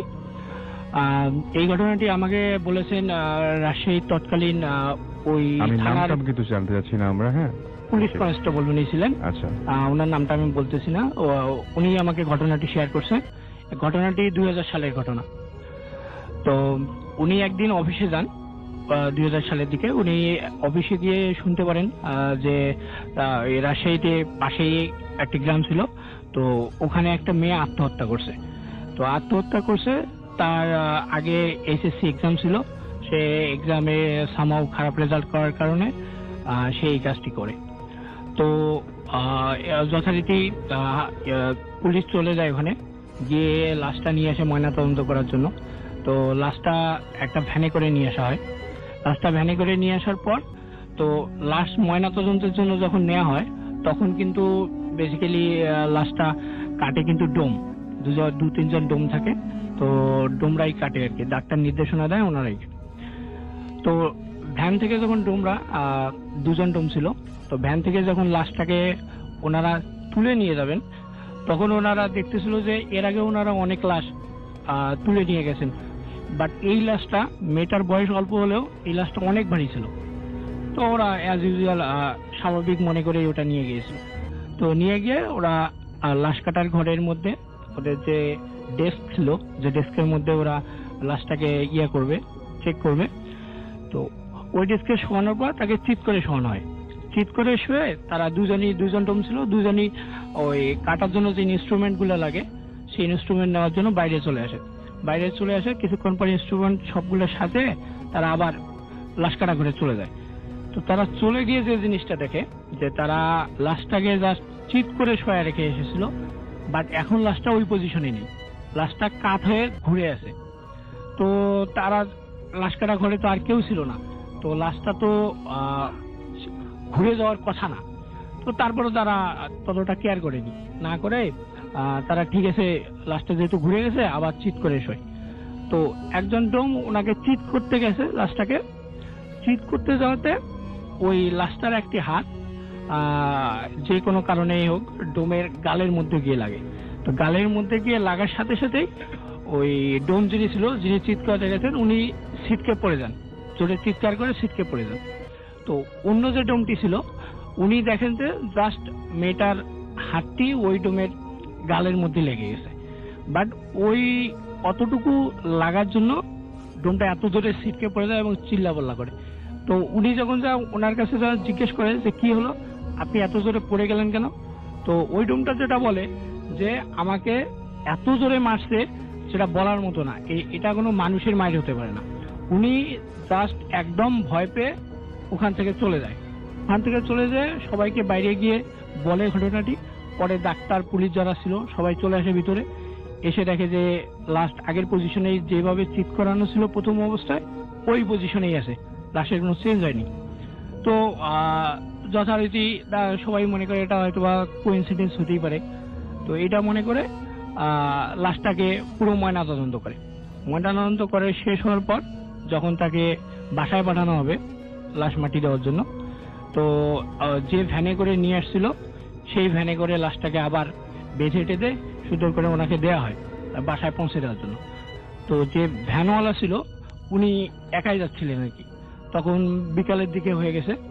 তো উনি যেতে যেতে হঠাৎ করে একটা ফাঁকা জায়গা ছিল, তখন যদি সন্ধ্যার কাছাকাছি একটা ফাঁকা জায়গা ছিল, উনি ফাঁকা জায়গায় যাওয়াতে লাশটা অনেক ভারী ছিল, আগে থেকেই অনেক ভারী ছিল, বাট হঠাৎ করে উনি ভ্যানওয়ালাটা মনে করতেছে যে তার ভ্যানটা মানে একদম হালকা হয়ে যাচ্ছে আস্তে আস্তে, এবং হালকা হতে হতে একসময় মনে হলো যে ভ্যানটা ইজিলি ভাবে যাচ্ছে। তো ওনার মনে একটু খটকা লাগে যে হঠাৎ করে ভ্যানটা হালকা হলো কিভাবে। তো উনি পিছনে ফিরে দেখে যে লাশটা ভ্যান থেকেই পুরাই ভ্যানিশ। তো এখন উনি প্রচন্ড ভয় পেয়ে যায়, ভয় পেয়ে গিয়ে তাড়াহুড়া করে গাড়ি চালাতে থাকে। তো গাড়িটা ইতিমধ্যে পাংচার হয়ে যায়। পাংচার হওয়ার পর উনি তখন কি করে, এখন আশেপাশে খোঁজাখুঁজি শুরু করে, বাট কোথাও লাশটা নেই। তো পরে উনি এটা ওনাদের গার্জিয়ানকে জানানোর জন্য তাড়াতাড়ি চেষ্টা করে ওনার বাসায় যাওয়ার জন্য। তো উনি 40 মিনিট পরে ওনাদের বাসায় যায়। বাসায় গিয়ে যে জিনিসটা দেখে যে উনি গিয়ে ওনার গার্জিয়ানকে বলবেন যে এইরকম একটা ইনসিডেন্ট হয়ে গেছে। তো এটা উনি বলতে যাবেন, সেই মুহূর্তে ওই মেয়ের যে চাচা ছিল তিনি এসে ওই ভ্যানওয়ালাকে বলতেছে, কি ব্যাপার তুমি লাশটা পৌঁছে দিয়ে তাড়াতাড়ি চলে গেলা কেন? তুমি তো তোমার যে টাকাটা লাগে তুমি টাকাটা নিয়ে যাও। তো ইনি বুঝতে পারছেন না যে কি বলতেছে উনি। লাশ তো আমি তো পৌঁছায় দিইনি, লাশ তো ওখানে ভ্যানিশ হয়ে গেছে। পরে উনি বাসার ভিতরে গিয়ে দেখেন যে লাশটাকে গোসল করানো হচ্ছে। তো উনি এটা দেখে পুরাই একদম মানে ওইখানেই আর কিছু বলতে পারে না কাউকে, না বলে উনি দৌড়ে চলে আসে বাসায় চলে যায়। বাসায় চলে গিয়ে সেদিন মানে উনি একদম জ্বরে ওনার ওয়াইফকেও কিছু বলতে পারতেছে না, শুধু বলতেছে যে আমি কিচ্ছু বলতেছি না, আমি এখন ঘুমাবো। ওনার প্রচন্ড জ্বর। পরে ডাক্তার এসে ওনাকে ঘুমের ওষুধ দিয়ে উনি পরের দিন ঠিক হয়। ঠিক হওয়ার পর উনি পরের দিন গিয়ে ওই যে পুলিশটা আমাকে বলেছিল তাকে পুরো ঘটনাটি শেয়ার করে। ওকে, আপনাকে অনেক ধন্যবাদ। আমরা চলে যাব আমাদের প্রথম অতিথির কাছে। আপু, আপনার নামটা আরেকবার একটু বলতে হবে। আমি সুইটি রহমান বলছি। আচ্ছা, আপনার তো ওই যে আমরা যখন শুনলাম যে আপনি পজিটিভ হয়েছিলেন আপনার সেই মুন্সিগঞ্জের সেই জমিদার বাড়িতে যেয়ে, তারপর থেকে তো নানা ধরনের সমস্যা আপনার সাথে চলতে থাকতো। তো খুব ভয় পাওয়ার মতো কিছু ঘটেছে কখন আপনার সাথে? তারপরে যেটা হয়েছে যে বাসায় আসার পরে থেকে আমি প্রায় ভয় পেতাম। রাত্রে ঘুমোলে দেখা যেত যে আমি শব্দ শুনতে পেতাম, মানে কেউ আমাকে ডাকছে। দেখা গেছে যে আমার হাজবেন্ড ঘুমোচ্ছে, আমি ঘুমের ভেতরে আমার মনে হতো কেউ আমাকে ডাকছে। স্পেশালি ওই যে একটা পাগলের কথা সম্ভবত আমি বলেছিলাম, যে পাগলটাকে আপনি ফেরি থেকে নেমে দেখতে পেয়েছিলেন। একটা ভয়েস একটা আমার কানে আসতো। বেশ কিছুদিন আমি শব্দটা শুনতে পেতাম। রাত্রে ঘুমলে আমি উঠে যেতাম এবং উঠে আমি কখন যেন ড্রয়িং রুমে চলে যেতাম, যে আমি সেখানে কিছুক্ষণ বসে থাকতাম। আমার ভালো লাগতো, একা একা থাকতে বেশি ভালো লাগতো। তারপর আবার এরকম হতো, আমি যদি মাছ আমি যদি করতাম, ভাত মানে রান্না করতে যেতাম, তখন আমার ঠিক জানলা ছিল, তো বারান্দাতে একটু অন্ধকার, আমার রান্নাঘর একদম পাশেই। তো আমি প্রায় ফিল করতাম যে কেউ দেখছে, আমাকে দেখছে এবং সে মানে মনে হতো যে কেউ উকি দিয়ে আছে এরকম। তারপর একটা ভয়ঙ্কর ঘটনা আমি বলবো, যেটা আমি আসলে কারোর সাথে শেয়ার করিনি। আমার হাজবেন্ড তারপর ওই ঘটনার পর থেকে আমাকে খুব টেক কেয়ার করতো। তো ও আমাকে তাবিজ একটা ম্যানেজ করে দিয়েছিল একটা হুজুরের কাছ থেকে। তো এই তাবিজটা আমি সবসময় রাখতাম সাথে। তারপর একবার যেটা হলো, আমি আমার বাবার বাড়িতে গিয়েছি। তো সেখানে ডেফিনেটলি ও যেহেতু ডক্টর, ও থাকতে পারেনি, চলে আসছে। তো আমি সেখানে আমার আম্মুকে বলে আসছে সব ঘটনা, সবাই জানে। তো আম্মু আমাকে সবসময় টেক কেয়ার করতো আর কি। তো একদিন আমি গোসল করার পরে সেই তাবিজটা আমার টয়লেটেই খুলে আমি গোসল করি। তো গোসল করার পরে আমি সেটা আমার পড়তে ভুলে গিয়েছিলাম। তারপর যেটা রাত্রে হলো, তো এই ঘটনাটা আসলে আমি আমার হাজবেন্ডকেও শেয়ার করিনি এখনো, কারণ ভয়ে। তখন রাত্রে আপনি ফার্স্ট টাইম শুনছেন এটা? ওকে, ও আমাকে মানে মোটামুটি আমার রাগ করবে, আসলে এত বছর পরে আমি ঘটনাটা বলছি। তারপরে যেটা হয়েছে যে আমি রাত্রে এসে ঘুমাই আম্মার সাথে। তো আমার আম্মার সাথে ঘুমানোর পরে যেটা হলো যে রাত্রে প্রায় 1:30-2টা হবে। আর আমাদের বাসাটা হচ্ছে অনেকটা বাংলো টাইপের, সামনে একটু স্পেস আছে আর কি খোলা, আর দোতলা থেকে বাইরে জানলা দিয়ে সবই দেখা যায়, রাত্রেবেলা থাই গ্লাস আর কি। তো আমি যেটা হয়েছে রাত্রে 1:30টার সময় আমার ঘুমের ভেতরে আমি ফিল করছি যে কেউ আমাকে বলছে উঠার জন্য, যে উঠো। তারপর আমি আম্মুকে না দেখেই আমি উঠে জানলার যে পর্দাটা সরাই। রাসেল ভাই, আমি যা দেখতে পাই সেটা হলো যে আমাদের একটা গাছ ছিল, বট গাছ। আসলে আমাদের বাসাটা হচ্ছে গাজীপুরে। তো সেই গাছটা হচ্ছে অনেক আগের, কিন্তু কখনো আমরা ওরকম কিছু ফিল করিনি বা দেখিও নি এর আগে আমি। তো ওই বট গাছটা থেকে কিছু একটা মানে একটা লোকটা হচ্ছে অনেক লম্বা এবং তার মাথা নেই, সাদা একটা পাঞ্জাবি পরা এবং পাঞ্জাবিটা মাটি পর্যন্ত। আমি দোতলা থেকে দেখছি যে সে এত লম্বা যে প্রায় আমার একদম জানলার ওই গাছ থেকে নেমে আমার জানলার দিকে আসছে হেঁটে। তো এটা দেখে আসলে আমি প্রথমে আমি গেস করতে পারিনি যে কি। তারপর দেখে আমি পুরো আবার মানে চিৎকার করে আমার আম্মুকে জড়িয়ে ধরি আর কি। তখন আম্মু উঠে তারপর বুঝতে পারে এবং চেক করে দেখে মানে যথারীতি আমার গলায় সে তাবিজটা নেই। তখন আম্মু তো বুঝতে পারে যে আসলে কি হয়েছে আমার সাথে। তারপরে আম্মু তাড়াতাড়ি করে টয়লেট থেকে এনে সেটা আমার গলায় লাগিয়ে দেয়। তো এই ধরনের ঘটনা আসলে আমার লাইফে হয়েছে। যখন আমি একটু সিরিয়াস ছিলাম না এই ব্যাপারটাই, তখন আমি ফিল করতাম যে কিছু একটা আমার সাথে আছে বা এরকম কিছু। আবার আরেকটা যেটা হতো যে রাত্রে যখন ঘুমোতাম তখন আমার হাজবেন্ড তো যেহেতু ডক্টর, ও মাঝে মাঝে রাত্রে বাসায় থাকতো না, তো এরকম হতো যে আমি ফিল করতাম আমার পাশে কেউ ঘুমাচ্ছে। আচ্ছা, পাশে কেউ ঘুমাচ্ছে, আমি কিন্তু লাইট অন করেই ঘুমাতাম, তারপরেও মনে হতো হঠাৎ করে যে আমার পাশে কেউ ঘুমাচ্ছে। আমি ফিল করতাম। ইভেন এখনো আজকে 7 বছর আমি অনেক কিছু বুঝতে পারি।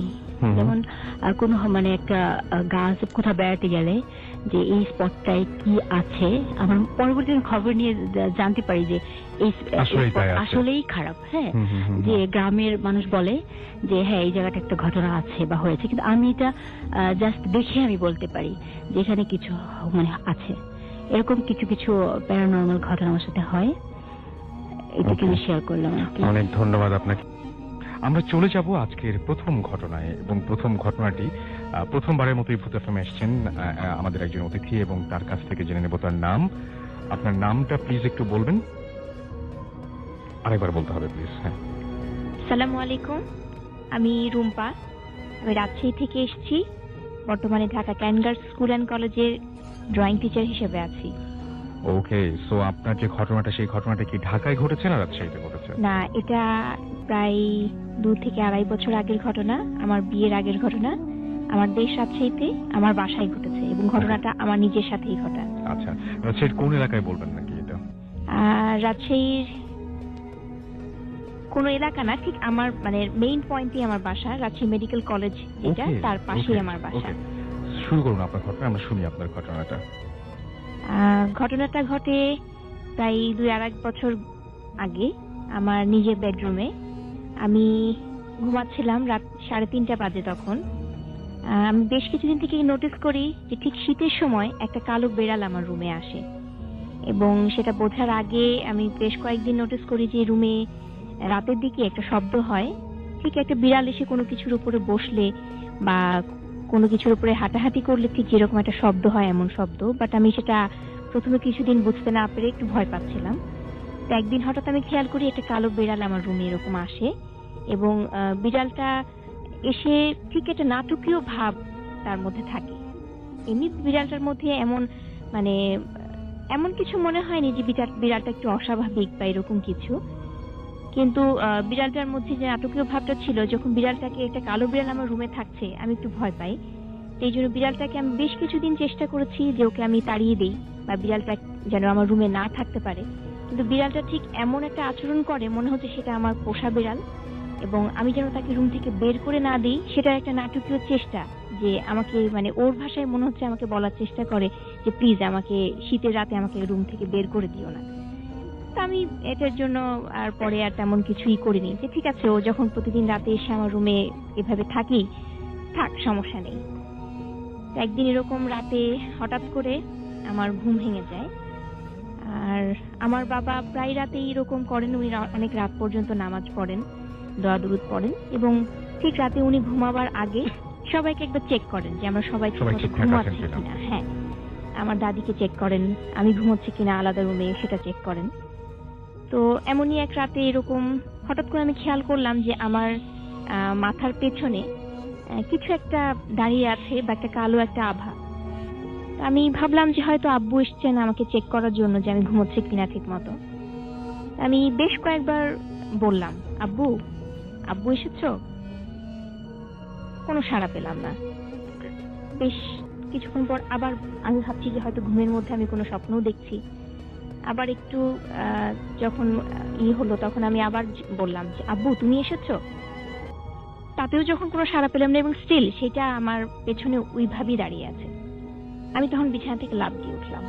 ওঠার পরে ঠিক মশারির ভেতর থেকে বাইরের দিকে একটা মুখের আদলের উপর হাত দিলে যেরকম একটা অনুভূতি হয়, ঠিক তেমনই একটা অনুভূতি আমি পুরোপুরি বুঝতে পারলাম যে হ্যাঁ একটা মুখের আদল, সেটা কালো রঙের একটা মুখের আদল। আমি তারপরে মুখে হাত দিয়ে আমি জিজ্ঞেস করলাম আব্বু আব্বু তুমি এসেছো, দেখলাম তখনও কোনো সাড়া নেই। এবং তখন আমি খুবই ভয় পেয়েছি যে আব্বু থাকলে তো অবশ্যই উনি বলতেন যে হ্যাঁ মা আমি এসেছি, তুমি ভয় পেও না বা এরকম কিছু একটা, তো উনি ওনার মতো করে বলতেন। এবং সেটা বোঝার পরে আমি বুঝলাম যে এটা আব্বু না। আমি ঠিক এক লাফে আমার বিছানা থেকে উঠে বসলাম, উঠে তাৎক্ষণিক দৌড় দিয়ে আমার আব্বু আম্মুর রুমে গেলাম। আব্বু আম্মুকে বললাম, ওনারা সাথে সাথেই আমার রুমে আসলেন, লাইট অন করলেন। ততক্ষণে আমার রুমে তখন কিছুই ছিল না। আর যেহেতু বিড়ালটা আমার রুমে আসতো, আব্বুর ভাষণ হচ্ছে যে হয়তো বিড়ালটাই তোমার খাটের মাথার উপরে উঠে বসেছিল, তুমি হয়তো ঘুমের মধ্যে বুঝতে পারোনি। বাট আমার মনে হয় যেটা আসলে আমার কোনো হ্যালুসিনেশন না, এটা আসলেই একটা অন্য কিছু ছিল বা হতে পারে, মানে অবাক ছিল। মানে পুরো জিনিসটা তো আপনি অনুভব করেছেন, হ্যাঁ, পুরো জিনিসটার যে মানে যেটা আপনি এক্সপেরিয়েন্স করেছেন, জি। আপনি হাত দিয়ে যখন বুঝতে পেরেছেন, আপনি বলছিলেন আমাকে অফ এয়ার, যেটা সলিড ছিল, রাইট? হ্যাঁ, এটা সলিড ছিল। এবং বিড়ালের মুখে হাত দিলে নিশ্চয়ই আপনি বুঝতে পারছেন যে হ্যাঁ, লোমশো টাইপের, লোমশ একটা ভাব, রাইট? সেরকম কোনো কিছু ছিল না, না। এটা একদম সলিড। এবং একটা ফেসে হাত দিলে, যেরকম একটা লাগে, কাপড়ের উপর দিয়ে একটা ফেসের উপর হাত দিলে যেরকম একটা আপস এন্ড ডাউন থাকে, নাকটা একটু উঁচু বা চোখের এটা একটু একটা হ্যাঁ, আপনি ফেসে ফাইন হাত আর্টসের দিলে তো স্টুডেন্ট, তো আপনি আরো ভালো বুঝবেন, মানে রাইট।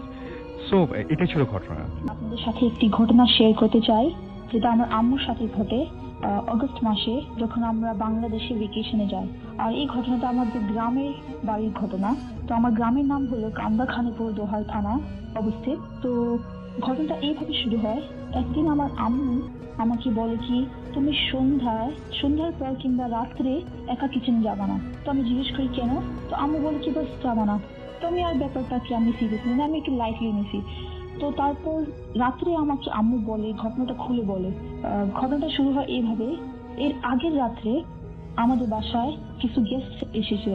তো আমার আম্মু তাদের জন্য চা বানাইছে। আর আমরা তখন উপরে ছিলাম, আমি আর আমার ছোট ভাই। আর আমাদের বিল্ডিংটা হলো 2 ফ্লোর বিল্ডিং। তো আমি সেকেন্ড ফ্লোর, আমি আর আমার ভাই সেকেন্ড ফ্লোরে ছিলাম, আর আমার আম্মু নিচে কাজ করতেছিল। তো গেস্ট যাওয়ার পর সেই কাপসগুলো নিয়ে গেছে ধোবার জন্য। তো হয়েছে কি, এখন আপনারা সবাই জানেন কি গ্রামের ইলেকট্রিসিটির প্রবলেমটা অনেক বেশি। তো আমরা সবসময় হাতে চার্জার লাইট রাখতাম। তো আমার আম্মু কি করছে, এখন সে একা যাবে, তো সেও একটা চার্জার লাইট হাতে করে নিয়ে গেছে। আর তখন সে কাপসগুলো ধুইতেছে। আর আরেকটা কথা বলে দিই, আমাদের গ্রামের এরিয়াতে হ্যান্ড পাম্প ইউজ করা হয়, আর কি তাকে গ্রামের ভাষাতে বলে চাপকল বলা হয়। তো আমার আম্মু কি করছে, এখন সে 2 হাতে তো এক হাতে লাইট ধরতে পারবে না। তো সে আবার আমাদের কিচেনের ভিতরে যে কলটা আছে, চাপ কলটা আছে, এটার অপোজিটে একটা বড় জানলা আছে, আয়রন গ্রিল আছে। ওর পিছনে জানালা, আর কি জানালা, ওটার মধ্যে আয়রন গ্রিল আছে। তো আর জানালাটা অনেক বড়। তো আম্মু কি করছে, লাইটটা একটু জানালার পাশে রাখছে, আর কি ওয়ালের সাথে সাপোর্টের জন্য নিচে রাখছে। আর সে তখন কাজ করতেছে আর লাইটটা অন করে রাখছে। তো হয়েছে কি, এখন আম্মুর কাজ শেষ হয়ে গেছে, সব কাপসগুলো ক্লিন করে এখন সেই লাইটটা যখন নিতে গেছে, তখন তার মাথাটা একটু নিচু করে যখন লাইটটা হাতটা আগে বাড়িয়ে লাইটটা নিতে গেছে, তখন কি হয়েছে কি, সে এক্সপেক্টই করতে পারবে না এরকম হতে পারে তার সাথে। একটা মহিলা, একটা অনেক বুড়ো মহিলার ভয়েসে একটা মহিলা অনেক জোরে চিল্লাইছে। আর চিল্লাইটা এত ভয়ঙ্কর ছিল, আর কি যেরকম হরর মুভিসে চিল্লায় মহিলার কিছু লাইক স্পেশাল এফেক্ট ভয়েস দেয়, সেরকম তার আওয়াজটা এত ভারী আর এত বুড়ো টাইপ। আর তারপর আমার আম্মু এত ভয় পাইছে বলার মতো না। আমার আম্মু শুধু লাইটটা নিয়ে সে উপরেও তাকিয়ে, তার মাথাটা উপরেও করে নেয়। আমার আম্মু এত ভয় পাইছে, আর ওখান থেকে দৌড় দিয়ে রুমে তাড়াতাড়ি এসে পড়ছে। আর আমার আম্মু এই কথাটা বলছে কি, তার এরকম ফিল হয়েছে কি সেই মহিলাটা তাকে ধরতে আসছে, তাকে নিতে আসছে, আর সেই মহিলাটা এত রাগ ছিল, এত জোরে চিল্লাইছে। আর আয়রন গ্রিলগুলো যেটা, ওটা ধরে অনেক জোরে ঝাঁকি মারছে, অনেক জোরে, কি সে ওটা ভেঙে ভিতরে ঢোকার চেষ্টা করতেছে। তো তারপর আমার আম্মু সে রাতে এত ভয় পায়, সে কারোর সাথে এই ঘটনাটা শেয়ার করেনি, আমাদের সাথেও না, কারণ সে মনে করছে যদি বলে তাহলে আমরাও ভয় পাবো। তো কারোর সাথে বলেনি। তো নেক্সট ডে যখন আমাকে এই ঘটনাটা বলছে, তো আমার আব্বু যখন ওই গ্রামের লোকদেরকে জিজ্ঞেস করছে কি এরকম কি কিছু আছে নাকি, তো গ্রামের লোকরা বলে কি হ্যাঁ, এখানে তারাও ওই মহিলাকে দেখছে, অনেকজন দেখছে। আর যে এরিয়াতে আমাদের কিচেনটা কনস্ট্রাক্ট করছি, ওই এরিয়াতে তারা বেশিরভাগই ওই মহিলাকে দেখতো। আর সেই মহিলাকে ডিসক্রাইব করছে কি সে সাদা শাড়ি পরা ছিল, আর সে অনেক বুড়ো, তার ফেস ফুল রিঙ্কল, আর কি তার ফেস দেখা যায় না, বাট অনেকজন যারা দেখছে তারা বলছে কি সে অনেক বুড়ো, তো ভয়েসটা অনেক ভারী, বুড়ো মানুষদের মতন। তো তারপর অনেকজনের সাথে এইসব ঘটনা ঘটেছে সেই মহিলাটা নিয়ে, তো তার নাম তারা রাখছে সাদা বই। তো আপনারা যদি কেউ যান ওখানে, তো আপনারা যদি জিজ্ঞেস করেন সাদা বই স্টোরি, আপনারা অনেক স্টোরি শুনতে পারবেন। তো এই ছিল আমার ঘটনা। আই হোপ আপনাদের সবাদের কাছে আমার ঘটনাটা ভালো লাগছে, আর ইনশাআল্লাহ নেক্সট টাইম আমি আরো আমার ইন্টারেস্টিং স্টোরিজ গুলো আমি শেয়ার করতে চাবো। আর till then take care Rasel ভাই এন্ড ভূত এফএম মেম্বার্স। আল্লাহ হাফেজ। ডিয়ার লিসেনার, প্রতিনিয়ত এই ধরনের বাছাই করা ভয়ানক ঘটনা শুনতে চ্যানেলটি অবশ্যই সাবস্ক্রাইব করে নেবেন। আপনারা যাতে খুব সহজে এই ধরনের ঘটনাগুলো শুনতে পারেন, এই কারণে বিভিন্ন জায়গা থেকে এই ঘটনাগুলো খুঁজে বের করে প্রতিনিয়ত রাত 10টা বাজে এই চ্যানেলে পাবলিশ করে থাকি। তাই বলবো, যারা এখনো এই চ্যানেলটি সাবস্ক্রাইব করেননি অবশ্যই চ্যানেলটি সাবস্ক্রাইব করে নেবেন। আর পুরাতন লিসেনার হলে ঘুরে আসবেন এই চ্যানেলের মধ্যে এবং উপভোগ করবেন পুরাতন এপিসোডগুলো। প্রত্যেকটা ঘটনাই কিন্তু আপনারা শুনতে পারবেন, সব থেকে বাছাই করা ভয়ানক ঘটনা। তো আজকের জন্য এখানেই বিদায় নেব। সকলে ভালো থাকবেন, সুস্থ থাকবেন। আল্লাহ হাফেজ।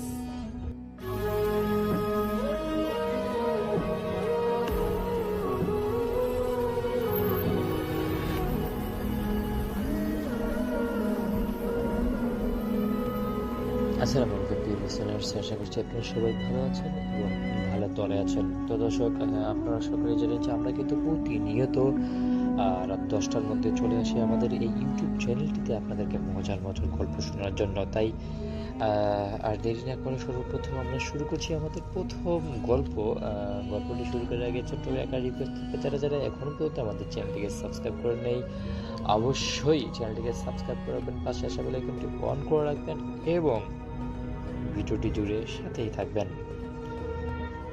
আজকের গল্পের নাম দেওয়া হয়েছে শনিবারের হাট। বাংলার এক পুরনো গ্রাম ধলেশ্বরপুর। প্রতি শনিবার এখানে জমে ওঠে এক বিরাট হাট। চারদিকের মানুষ আসে, গরু বাছুর, শাকসবজি, কাপড়, মাছ সবকিছুই বিক্রি হয় এই হাটে। কিন্তু একটা অদ্ভুত ব্যাপার আছে, সেটা হচ্ছে রাতের পর কেউ হাটের পাশে পুরনো ঘাট দিয়ে যায় না, কারণ এই ঘাটটার মধ্যে প্রতিনিয়ত অনেক রকমের কাহিনী ঘটে যায়। কিন্তু এর আসল ঘটনা জানার জন্য যদি গবেষণা করা হয় তাহলে একটা কথাই আসে, যে কারণ বলে যে ওখানে এক সময় হাটের এক ব্যবসায়ী খুন করা হয়েছিল, তারপর থেকে ওই জায়গাটা একটা ভুতুড়ে জায়গায় পরিণত হয়েছে। প্রায় 30 বছর আগে মফিজ মোল্লা নামে এক ধনী ব্যবসায়ী ছিলেন। সে হাটের দিনে লালচে পাঞ্জাবি পরে আসতো, গলায় সোনার চেন। এক রাতে সে হাট শেষ করে তার টাকা পয়সা হিসাবপাতি করে বাড়ির দিকে যাচ্ছে, ঠিক তখনই পিছন থেকে একদল ডাকাত এসে তাকে ছুরি মারে এবং ভোরবেলায় মানুষ তার লাশ পায়, চোখ দুটো খোলা, মুখে একটা অদ্ভুত রকমের হাসি। তারপর থেকেই সেই হাট শেষ করে মানুষ ওই রাস্তা দিয়ে আর ফেরে না, যতই সময় হোক না কেন, যতই দূর হোক না কেন। যাই হোক, আমরা মূল ঘটনায় যাব। এক সন্ধ্যায় এক যুবক, সেই গ্রামের যুবক, নাম তার ইমরান, শহর থেকে আসে। সে নতুন, এসব গল্পে আসলে বিশ্বাস করে না, কারণ মানে একটা কবে মারা গিয়েছে একটা মানুষ, সেই মানুষটা আবারও আসবে, মানুষকে ভয় দেখাবে, এটা আসলে তিনি চিন্তা করতে পারেন না। যাই হোক, মানে তিনি শনিবার রাতে মানে বন্ধুরা হাটে গেল, কিন্তু ইমরান থেকে গেল ঘাটের দিকে ছবি তুলতে। সব ফালতু গল্প তিনি আসলে বিশ্বাস করেন না, তাই সে সব কিছু বাদ দিয়ে সেই ঘাটের কাছে ছবি তোলার জন্য বসে রইল। তারপর সে ক্যামেরাটা সেট করে রাখলো ট্রাইপডে, তারপর নদীর ধারে দাঁড়িয়ে ছবি তুলতে লাগলো। হঠাৎ তার পিছনে চেনের মতো টুকটাক আওয়াজ হতে লাগলো। ইমরান ফিরে দেখে কেউ নেই। সে ভাবলো আসলে কিছু একটা মানে ভালো লাগছে, তাই সে আবারও তার ছবি তোলা শুরু করলো। ঠিক তখনই ক্যামেরার স্ক্রিনে কিছু একটা ধোঁয়াটে ছায়া দেখা গেল। একটা মানুষ দাঁড়িয়ে আছে পিছনে। সে চমকে পিছনে ঘুরল, কেউ নেই। এবার সে একটু মানে ভয়ঙ্করই হলো। আবার তারপর দেখলো যে হঠাৎ করে তার বৃষ্টি শুরু হয়ে গেল, আকাশে বিদ্যুৎ চমকাচ্ছে। এবার আসলে ইমরান একটু বেশি আতঙ্ক হয়ে গেল। ইমরান আশ্রয় নিতে একটি পুরনো দোকানের ভিতর ঢুকলো। সেখানে বাতাসে হালকা কাঁচা পচা গন্ধ আসছে। এক কোণে কেউ বসে আছে, লাল পাঞ্জাবি পরা, মাথায় টুপি, হাতে সোনার চেইন। ইমরান ভাবলো হয়তো দোকানদার। বলল, চাচা বৃষ্টি থামলে আমি যাই, ততক্ষণে এখানে একটু বিশ্রাম নেই। লোকটি ধীরে ধীরে মুখ তুললো। মুখ তোলার পর আসলে যে দৃশ্যটা ইমরান দেখলো সেটা আসলে সত্যি ভয়ঙ্কর ছিল। তিনি দেখতে পেল যে চোখে ফাঁকা দৃষ্টি, মুখে রক্তের মতো দাগ, হাতগুলো কোঁকড়ানো, মাথার চুলগুলো যেন অনেকটা খড়ের মতো। সে হাসলো এবং মানে বলতে লাগলো যে চাচা আপনার অবস্থা তো অনেক খারাপ। তো ইমরানের মানে বুঝতে পারলো যে আসলে এটা মানে কি জানি একটা পাগলা ছাগলা এরকম একটা কিছু বুঝতে পারলো। কিন্তু তখন সে কথা বললো যে তোরা আজ টাকাগুলা ফেরত দিলি না। এই কথাটা শোনার পর ইমরান হঠাৎ করে মানে ভয় একটা পেয়ে গেল যে আমি তো কখনো এখানে আসিনি বা এর মানে আমার টাকা পায় মানে কিছুই বুঝতে পারছিল না। সে দৌড়ে বেরোতে লাগলো, কিন্তু সেই দোকানের দরজাটা অটোমেটিকলি বন্ধ হয়ে গেল। বিদ্যুতের আলো ঝলসে সে দেখলো চারপাশ ছড়িয়ে আছে পুরনো নোট, ছেঁড়া ব্যাগ আর মাটির রক্তের দাগ। তারপর সব অন্ধকার হয়ে গেল। হাটের লোকজন দেখে দোকানটা আবার বন্ধ, কিন্তু দরজার সামনে ইমরানের ক্যামেরা পড়ে আছে। ক্যামেরাটার মেমোরিতে রেকর্ডের শেষ ছবি একজন মানুষ দাঁড়িয়ে আছে, চোখ খোলা, মুখে এক অদ্ভুত রকমের হাসি। আর ঠিক পিছন দিকে দেখা যাচ্ছে ইমরান নিজেই, কিন্তু তার চোখেও ফাঁকা, মুখ নিস্তব্ধতা। সবকিছু মিলে আসলে ইমরান অনেকটা ভয় পেয়ে গেল এবং তার মানে শরীরে একটা কেমন জানি ঝাঁকনি দিয়ে উঠলো। সে বুঝতে পারলো না যে তার সঙ্গে কী হচ্ছে। এবং পরবর্তী সময় আসলে সে মানে সেখান থেকে বের হওয়ার জন্য তার হাতে যে লাইটটা ছিল সেই লাইটটা জ্বালিয়ে সজোরে একটা দৌড় দিল এবং দৌড় দেওয়ার ফলে দেখলো যে হঠাৎ করে তার দরজাটা খুলে গেছে এবং সে দৌড়ে আসলে তার যে গ্রাম ছিল সেই গ্রামের মধ্যে চলে যায়। এবং বাজার থেকে লোকজন আসে তাকে দেখার জন্য যে কী হয়েছে, কী সমস্যা। কিন্তু ইমরান সবগুলো বলার পর মানুষ আসলে ওই বিষয়টাকে আবারও বলে যে আসলে সেখানে যেটা হয়েছিল মনসুর মিয়ার সাথে সেটাই কিন্তু আজকে তোমার সাথে হতে পারতো, কিন্তু তুমি সাহসী ছিলে বলে আজকে বেঁচে গেছো। এরপর থেকে আসলে সবাই অনেক সাবধান হয়ে যায় যে আসলে সেখানে আর কখনো কেউ যায়নি। বরঞ্চ সেই যে পাড়ঘাটটা আছে সেই পাড়ঘাটটা নিয়ে মানুষের অনেক অভিযোগ থাকলেও তারপর থেকে সেই আশেপাশে কেউ যায়নি। তো দর্শক, আমাদের গল্পটি ছিল এতটুকুই। আমি আশা করছি যে আপনাদের গল্পটি ভালো লেগেছে। যদি গল্পটি এতটুকু ভালো লেগে থাকে তাহলে অবশ্যই লাইক, কমেন্ট এবং আমাদের আজকের ভিডিওটি শেয়ার করে দিবেন। আর যদি এখনও চ্যানেলটিকে সাবস্ক্রাইব করে রাখেননি অবশ্যই চ্যানেলটিকে সাবস্ক্রাইব করে পাশে আসা করে অন করে রাখবেন। আল্লাহ হাফেজ।